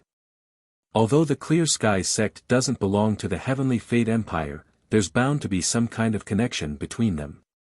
It's just that we don't know about it yet. When Mu Xingqian heard about the Heavenly Fate Empire, he had also heard Mo Lian mention the ins and outs of the matter. Although he might not be clear about the details, he could still understand the gist of it.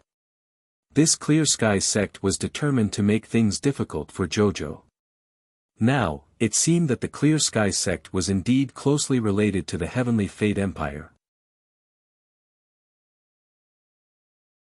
Chapter 36-26. Perhaps the Clear Sky sect is a branch of the Heavenly Fate organization. Or perhaps the Clear Sky sect is a faction controlled by an important member of the Heavenly Fate organization. Xiao Mu turned her head and nodded at her eldest brother. Her eyes flickered as she stared deeply at Mu Xingqian and suddenly changed the topic. "Big brother, what evidence do you think Shi Huixin left for us? Do you think we can trust her words?" Mu Xingqian's expression didn't change at all. He stared at Arbor's bright eyes for less than half a second before answering logically, "I think we can trust her. Since she wanted to protect her 2 daughters, of course she wouldn't dare to hide anything from us. After all, Jojo can control the future and life of her 2 daughters, can't he?" Arbor nodded coldly and sat down with one hand on the table, expressing her complete agreement with her brother's words. Clang! She threw a few pieces of broken jade talismans on the table and looked at them with cold eyes. She muttered, "The lightning guiding talisman is quite powerful. Mu Jingfeng, you deserve this."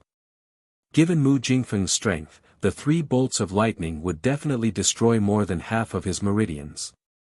If he wanted to slowly recover, it would take at least a year and a half. Not everyone was like Jojo, able to withstand lightning strikes and be hit by the heavens. Not long after, Yi hurried over with a group of people. He cupped his hands at Arbor and said, "We've found the crown princess." Xiao Mu's face warmed, and she nodded lightly at him. She extended her small hand to accept the crumpled letter Yi handed over.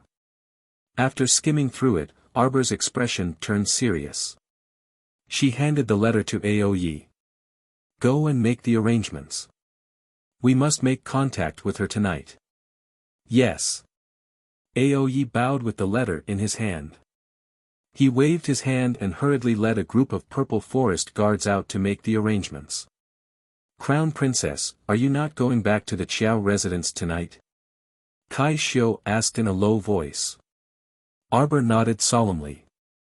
"Send a message to my mother. I have something important to do tonight." Inside the Golden Garden, Mu Jingfeng sprawled on the brocade couch like a puddle of mud, groaning for quite a while. It was almost 10 o'clock in the evening, and the setting sun shone through the window, making people a little dizzy.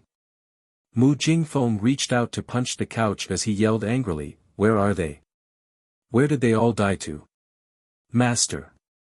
Nanny Chiu hurriedly ran in with the 2 young maidservants. Song Lu was holding a bowl of freshly brewed medicine. "Master. Let me do it." Mu Qingya walked in from the door and nodded at Nanny Chiu and the others. "You may leave first." "Madam." "Go down," Mu Qingya ordered. Nanny Chiu and the others looked at each other, then hurriedly put down the medicine bowl and left one by one. Only the groaning Mu Jingfeng and the silent Mu Qingya were left in the room. "Water. I want to drink water. Water." Mu Jingfeng turned his head with all his might and glared at his wife. Could it be that his wife was still in shock from what happened earlier? Even her movements were slower than usual, which displeased Mu Jingfeng. "Master, the water is here." Mu Qingya brought a bowl of tea to Mu Jingfeng's lips. Mu Jingfeng took a sip from the tea bowl and yelled as he forcefully swatted away Mu Qingya's hand. The teacup fell to the ground with a thud. Chapter 36-27. Mu Jingfeng's sharp reprimand abruptly rang out in the room. "Wicked woman! This water is so hot, how can someone drink it?" Mu Qingya sighed and got up to pour another cup. She brought it to Mu Jingfeng and carefully blew on it. "Old master, it's already cold." Mu Jingfeng leaned over and carefully took a sip. Feeling that there was no problem, he gulped down 2 mouthfuls. This unfilial daughter. Right now, half of his meridians were crippled, and he was paralyzed like a cripple. He didn't even have the slightest bit of strength in his limbs, so how could he not be furious? "Old master, it's also because you've overdone it that Xiao Qiao resisted." Mu Qingya sighed. She picked up the medicine bowl at the side and gracefully walked to Mu Jingfeng's side. She half helped him up and leaned him against the couch. Holding a spoon in one hand, she meticulously stirred the medicinal concoction in the bowl with a very focused gaze. However, Mu Jingfeng was dissatisfied with her defending Arbor again. He couldn't help but angrily say, "You've always been protecting her and smoothing things over for her. You've never been this attentive to Rochuan before." Mu Qingya glanced at him and concentrated on stirring the medicinal concoction in her hand. "Old master, I know you're angry.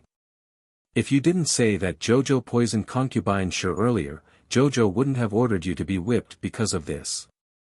You're still talking." Mu Jingfeng slapped the couch and angrily roared, "Even if I, as her father, wronged her, I didn't do it on purpose. I just didn't understand the situation for a moment. Couldn't she have explained it to me properly? Why did she have to come up and whip me?" Is this the attitude a daughter should have toward her father? Drink the medicine. Mu Qingya held the medicine bowl and sat beside him. However, Mu Jingfeng raised half of his body and coldly said, I'm not drinking it. What's the use of drinking this medicine? It can't heal my meridians, can it? Go invite that god-tier alchemist, Alchemist Dan, over tomorrow. Have her treat me. Alchemist Dan reportedly left the city a while ago and hasn't returned. What? Then go invite another alchemist over for me. No matter how much it costs, you must heal my messed up meridians as soon as possible. You should drink this medicine first. I said I won't drink. Take it away. Mu Jingfeng impatiently pushed her hand away. Mu Qingya was holding a bowl of medicine, and when he pushed it, most of the medicine spilled out onto her palm. Although it wasn't very hot, Mu Qingya's face gradually darkened. She suddenly raised her hand and threw the remaining half bowl of medicine, along with the other bowl, at Mu Jingfeng's face. Mu Jingfeng yelled and waved his hand to wipe the medicine off his face before throwing the bowl on the floor. After the crisp sound, Mu Jingfeng glared at Mu Qingya, his eyes almost spitting fire. Bitch! Are you trying to rebel? How dare you treat me like this? Are you looking down on me now? Although I've been stripped of my position as the patriarch and half of my meridians have been crippled, I'm still not someone a slut like you can wantonly trample on. Mu Jingfeng, you're always like this. If anything happens, it's someone else's fault. Once something doesn't go your way, you'll immediately adopt this vile attitude. Do you think you're still that high and mighty patriarch Mu? Do you think you still have a chance to turn things around in this lifetime? Chapter 36-28. I worked so hard to take care of you, yet you don't know how to be grateful and even treat me like this. Mu Jingfeng, you're truly disgusting, Mu Qingya suddenly said expressionlessly. These words were clearly not something the current Mu family head could bear. All these years, what he was most proud of was becoming the Mu family's head and having a beautiful wife in his arms. Even though he was nearing his 40s, he was still elegant and graceful. Which woman would not praise him as a handsome man when they saw him? In this world, there was really no one who would say that he was truly disgusting. Mu Jingfeng stared intently at Mu Qingya in front of him, as if wanting to see a trace of other emotions in her eyes. Unfortunately, there was nothing. Other than a few traces of disdain, indifference, and mockery toward him in her eyes, there was really nothing else. But how could he see these emotions in the eyes of his wife who had been with him for so many years? For a moment, Mu Jingfeng really suspected that he might have gone crazy and was seeing things. Qingya, she had never, ever revealed such emotions toward him. In his heart, Qingya had always been a docile, gentle, and obedient woman. She was very perfect and completely met his requirements for a wife. He did not like women who were too strong. He, Mu Jingfeng, liked women like Qingya who were gentle, tactful, and obedient to him for the rest of their lives. Speaking of which, Long Chuyan's temperament was the complete opposite. She was strong-willed, tenacious, and liked to handle everything alone. She was so strong that he almost felt a kind of pressure. And now, how did his wife, who had always been perfect, suddenly become like this? Was the mockery in her eyes really directed at him, Mu Jingfeng? Qingya. Mu Jingfeng could not help but call out. He forced himself to straighten his body and suppressed the anger in his heart with a perplexed expression. What's wrong with you? Mu Qingya seemed to have been provoked to a critical point by him, and all of a sudden, all of her emotions exploded. I said that you're disgusting. Don't you understand? Mu Qingya coldly stared at Mu Jingfeng and sternly shouted, I'm disgusted with you, Mu Jingfeng. I've always been disgusted with you all these years. You. Ever since the day you ruined my innocence, I've been disgusted with you all the time. Mu Jingfeng's eyes widened in shock as he looked at his wife in disbelief. You. What did you say? Disgusting? His wife, who had been with him for so many years, actually said that she was disgusting to him. On what basis? The slightly distorted face of the woman in front of him had completely overshadowed the gentle look on her face in the past. Gradually, he felt that the person in front of him had become very blurry and unfamiliar. Who are you? You are not my Qingya. Mu Qingya couldn't help but sneer at him. I've always been like this. Mu Jingfeng, you've always lived in your own world. You've never truly opened your eyes to clearly see the people around you. You're already in this state, why are you still pretending to be a big shot in front of me? You might be a cripple in the future. Shut up. Mu Jingfeng angrily yelled, smashing a small wooden table beside him with a slap. Mu Qingya's expression changed slightly as she looked at the shattered pieces of the small table. She took a few steps back and coldly said to Mu Jingfeng, "It's all your fault." Chapter 36-29. You vicious and heartless man. Serves you right that even your own daughter treats you this way. When I found out that you were engaged to someone else, I immediately distanced myself from you. I kept my distance from you. But even so, you still refused to let me off. You barged into my court, disregarded my wishes, and took me for your own. You made me bear your children. You made me bear the burden of the entire Mu family and all these trivial matters for so many years. You even made me earn money to support the family and help you take care of your harem of concubines. Why you all make me feel disgusted. Sometimes, I'm constantly thinking that if I had made a prompt decision back then and left this damn family, my life right now wouldn't be like it is now. Mu Jingfeng. Do you know how much I hate and disgust you? A person like you is selfish and heartless. You only have your own interests in your eyes. You've lived in your own world all your life. You've never really thought about others. What right do you have to make others sincerely treat you like this? Shut up. Shut up. Shut up.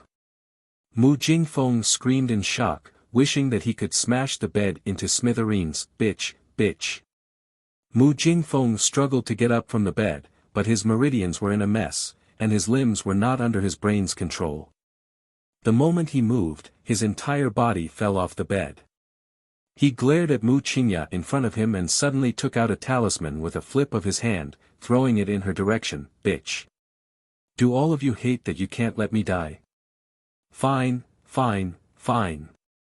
Since you don't want me to have an easy time, I'll make all of you not have an easy time either. Following this, Mu Jingfeng threw out a yellow talisman with all his might and shouted, "Activate the talisman." A ferocious attack from the talisman headed for Mu Qingya's chest. Nanny Chiu and the others, who had heard the commotion, hurriedly barged in and cried out in alarm as they rushed forward. Bang! Bang! Bang! Bang! The attack from the talisman knocked them away one by one, and by the time it landed on Mu Qingya's body, its attack power was already more or less depleted. Therefore, she didn't suffer any serious injuries. She only fell to the ground, and her face was pale with fright. Bitch. Mu Jingfeng angrily reprimanded. He slid to the ground and struggled to get up. Unfortunately, with his current strength, it seemed difficult to do so. Therefore, he crawled forward a few steps, struggled with all his might, and threw himself onto Mu Qingya. The man pinned Mu Qingya under his body and grabbed her neck with both hands. At this moment, Mu Jingfeng's face was flushed red, and his eyeballs were bulging out. It was as if his entire body was being roasted by a raging fire. He gripped Mu Qingya's throat tightly and shouted, "Bitch, you bitch. You actually said that I'm disgusted. Back then, weren't you the one who would smile gently and call me Brother Jingfeng every time you saw me? And you say you're not interested in me? Now you're saying this again. Saying that I'm disgusting. You're crazy for no reason. Ugh, ugh." Mu Qingya's throat was tightly gripped by this man's strong hand. Naturally, she couldn't help but cry out and struggle to breathe. Unfortunately, Wuxia didn't have the strength to truss a chicken. Chapter 36:30. Even if Mu Jingfeng was seriously injured, with his cultivation, he wasn't someone a woman like her could easily break free from. Madam, madam, madam. Nanny Chiu struggled to get up, but the talisman earlier hurt her all over. She wanted to get up now, but she didn't have any strength left. Song Lu, who was at the side, had long fainted from the talisman's power. Someone come quickly. Master has gone crazy. Someone come and save madam. Nanny Chiu's shrill voice nearly broke through the roof. Mu Jingfeng's eyes were already red, and he clutched Wuxia's throat tightly as though he had lost all reason.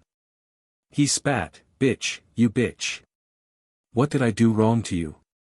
Why are you doing this to me? Just because I don't have the position of the family head, just because I'm about to become a cripple. That's why you look down on me and even want to rebel against me. I'm telling you, Wuxia. Don't even think about leaving me in this lifetime. You were my, Mu Jingfeng's, when you were alive, and when you die, you'll also become my, Mu Jingfeng's, ghost." As he spoke, his eyes reddened, and he exerted more strength in his hands, as though he wanted to strangle Wuxia to death. Wuxia's face contorted as she glared at the man in front of her. Her eyes were fixated on him, and her expression was filled with hatred. The Crown Princess has arrived. At this moment, an announcement was suddenly heard, and it sounded like the sound of nature. In the room, Nanny Chiu's spirits were lifted, and she struggled to crawl toward the door with tears streaming down her face. As she crawled, she shouted loudly, Crown Princess, save me, Crown Princess." The little Crown Princess stepped through the door and immediately saw Mu Jingfeng, who was tightly pressed against Wuxia and had his hands tightly wrapped around her neck. This man was desperately clutching Wuxia's neck like a madman, as though he wanted to strangle her to death. Arbor's gaze changed slightly, and he coldly said, "Why aren't you going to pull them away?" "Yes." Tong nodded slightly and immediately stepped forward. He forcefully pulled away Mu Jingfeng, who was not letting go of Wuxia's neck. Cough, cough cough, cough cough cough cough cough. Wuxia heaved a sigh of relief. Her chest heaved up and down. She covered her throat and coughed violently as if she was going to cough her lungs out. Song Lu and the other maidservants were also woken up by Kai Xiu, Kai Chi, and the others by pinching their philtrum. "Madam, madam." Song Lu and the others hurriedly crawled forward while sobbing. They all appeared to be in a very sorry state. There were still traces of blood on the corners of their lips. Perhaps they had suffered some internal injuries. I am fine. I'm fine." Wuxia forced a smile at them and coughed hoarsely. Arbor looked at them coldly. He glanced around and his gaze fell on the broken porcelain on the ground. There was a complicated look in her eyes as she looked at Wuxia, who was sitting on the ground. There were still 10 distinct marks left on Wuxia's neck. It could be seen that Mu Jingfeng had put in a lot of effort back then and was bent on killing her. Arbor glanced at Mu Jingfeng, who was on the other side. At this moment, he was thrown to the side by Tong like trash. He was panting heavily, and his face and neck were red. Crown Princess, please save me." Nanny Chiu lifted the corner of her skirt and crawled forward on her knees. She crawled to Arbor and kowtowed twice. Chapter 36-31.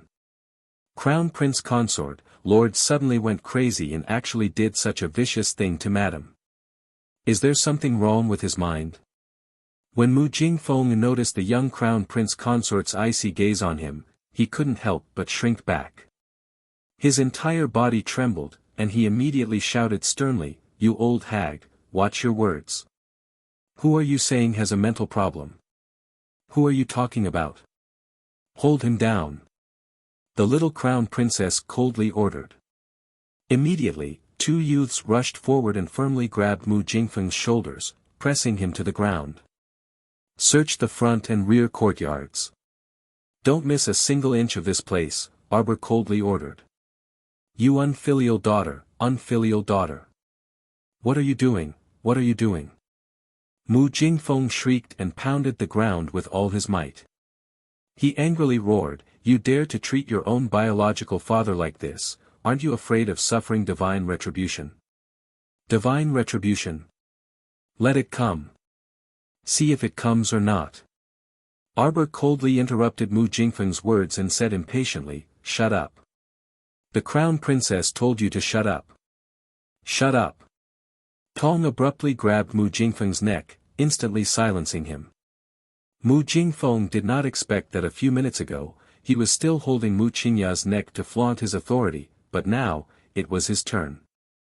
His eyes were full of resentment as he stared fixedly at Arbor, as though he could dismember him into 1,000 pieces just by staring at him like this. Invite a physician over to take a look at family head Mu and send him to his room. Don't let him come out to scare people if there's nothing important, Arbor indifferently ordered. Arbor, you unfilial daughter, you will suffer divine retribution. You dare to imprison your own father? Arbor. You unfilial daughter, you ah. Mu Jingfeng was in a state of madness as he was shoved into the inner room with disheveled hair. The wooden door slammed shut, causing Mu Qingya and the rest in the outer room to be endlessly alarmed. Everyone raised their heads in fear and looked carefully at the expressionless crown princess. She was so resolute and decisive, as though she did not have the slightest bit of affection for Mu Jingfeng. At this moment, Arbor's eyes were fixed on Mu Qingya's face. She looked at her as if she wanted her gaze to bore a hole in her face, or even a hole in her heart, so that she could see clearly what this woman was thinking. Although she did not see what had happened in the room just now, when she entered the gilded garden, the quarrel between the two of them had reached its climax. Even if he hadn't seen it with his own eyes, he had heard it with his own ears. With her intelligence, she could naturally guess why Mu Qingya had a falling out with Mu Jingfeng. Mu Qingya actually hated this man ever since the day she was forcefully taken by Mu Jingfeng. She had hidden it so well all these years, but she had always suppressed this hatred in the deepest part of her heart. This woman was really puzzling. Arbor stared at her. The little crown princess's gaze made Mu Qingya's heart palpitate uneasily. She coughed hard a few times and raised her head to look at Arbor. Crown princess, thank you for saving my life. Why do you hate Mu Jingfeng so much? Arbor felt that instead of suppressing some doubts in her heart, it was better to ask her personally. Mu Qingya's expression instantly changed. I don't hate family head. Chapter 36-32. Arbor shook his head. I heard everything. You said that you've always been disgusted by him. Mu Qingya's expression instantly turned even uglier, and it even became slightly distorted and unnatural. She was, after all, Xiao Mu's stepmother in name.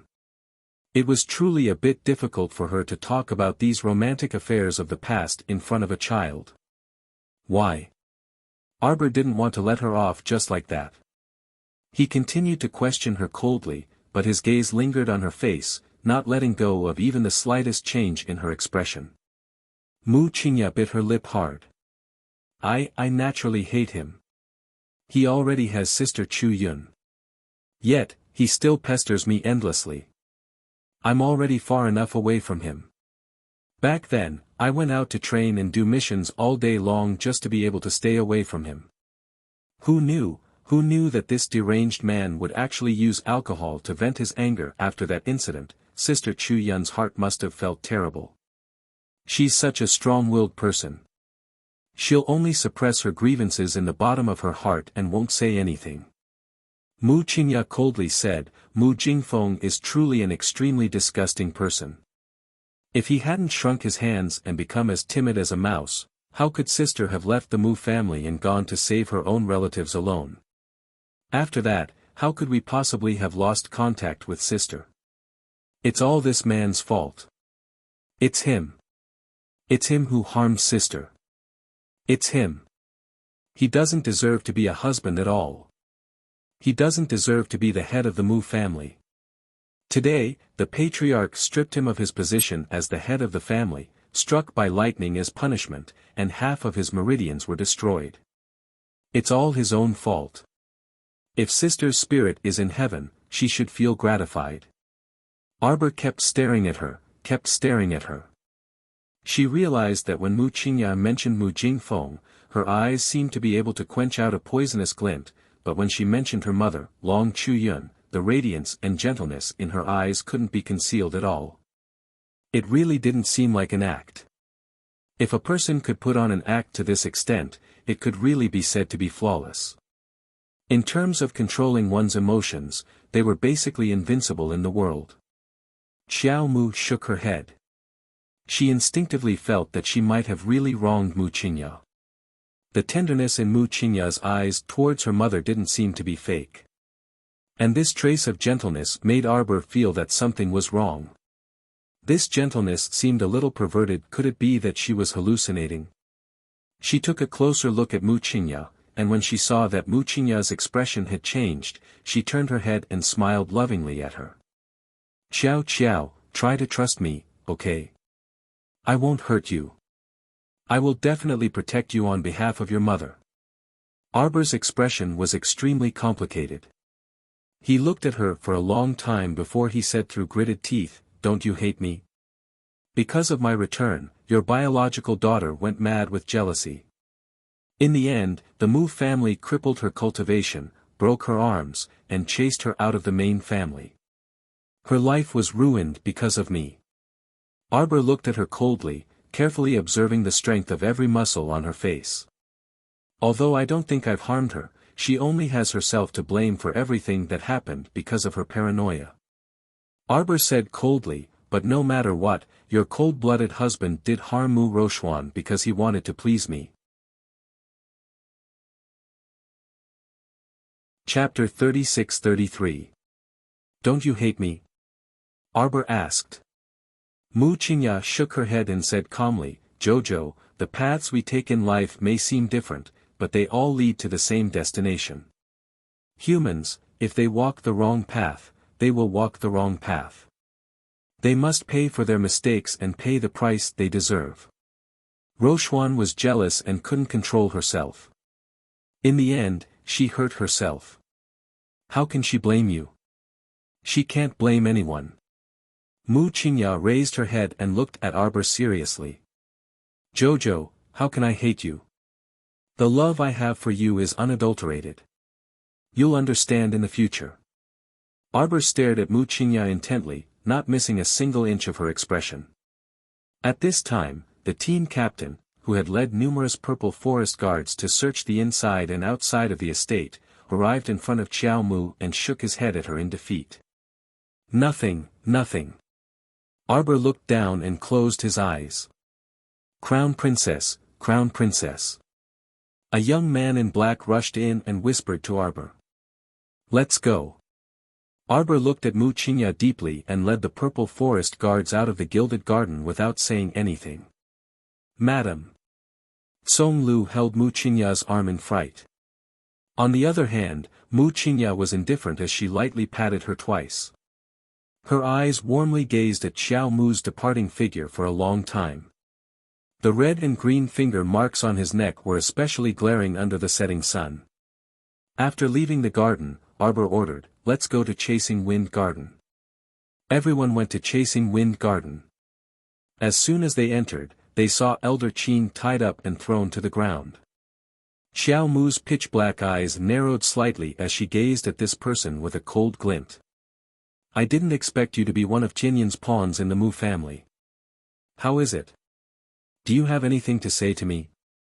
A purple forest guard hurried forward and whispered, "Crown Princess, this subordinate used a dictum talisman on this person, but he..." Arbor looked at Elder Qin carefully and saw the old man tilting his head and smiling foolishly. Arbor took a few steps forward and grabbed Elder Qin's head. He probed it with his divine sense and then pushed the old man's head away with a frosty expression. "Idiot!" After being hit by the dictum talisman, not only did Elder Qin not speak a single word, but he also became an idiot. What did this mean? This meant that the old man's body had been cursed for a long time. This talisman was normally perfectly fine, but once Elder Qing's consciousness was invaded by an external force, it would backfire and turn Elder Qing into an idiot. Even a soul search wouldn't yield any useful information. Be careful. A roar suddenly came from behind. When Xiao Mu turned her head to look, she saw Elder Qing's body swelling before exploding abruptly. Two of the Violet Forest guards rushed forward to protect her, but they were both sent flying by the shockwave. Xiao Mu quickly strode forward and poked the two people several times, her eyes abruptly turning chilly. Tianyun was indeed interesting. Xiao Mu had to admit that she had been utterly defeated in this exchange. Crown Princess, Crown Princess. Aunt Jing, who had hurried over, was startled when she saw Arbor. She quickly bowed. Crown Princess, His Majesty urgently summons you to the palace.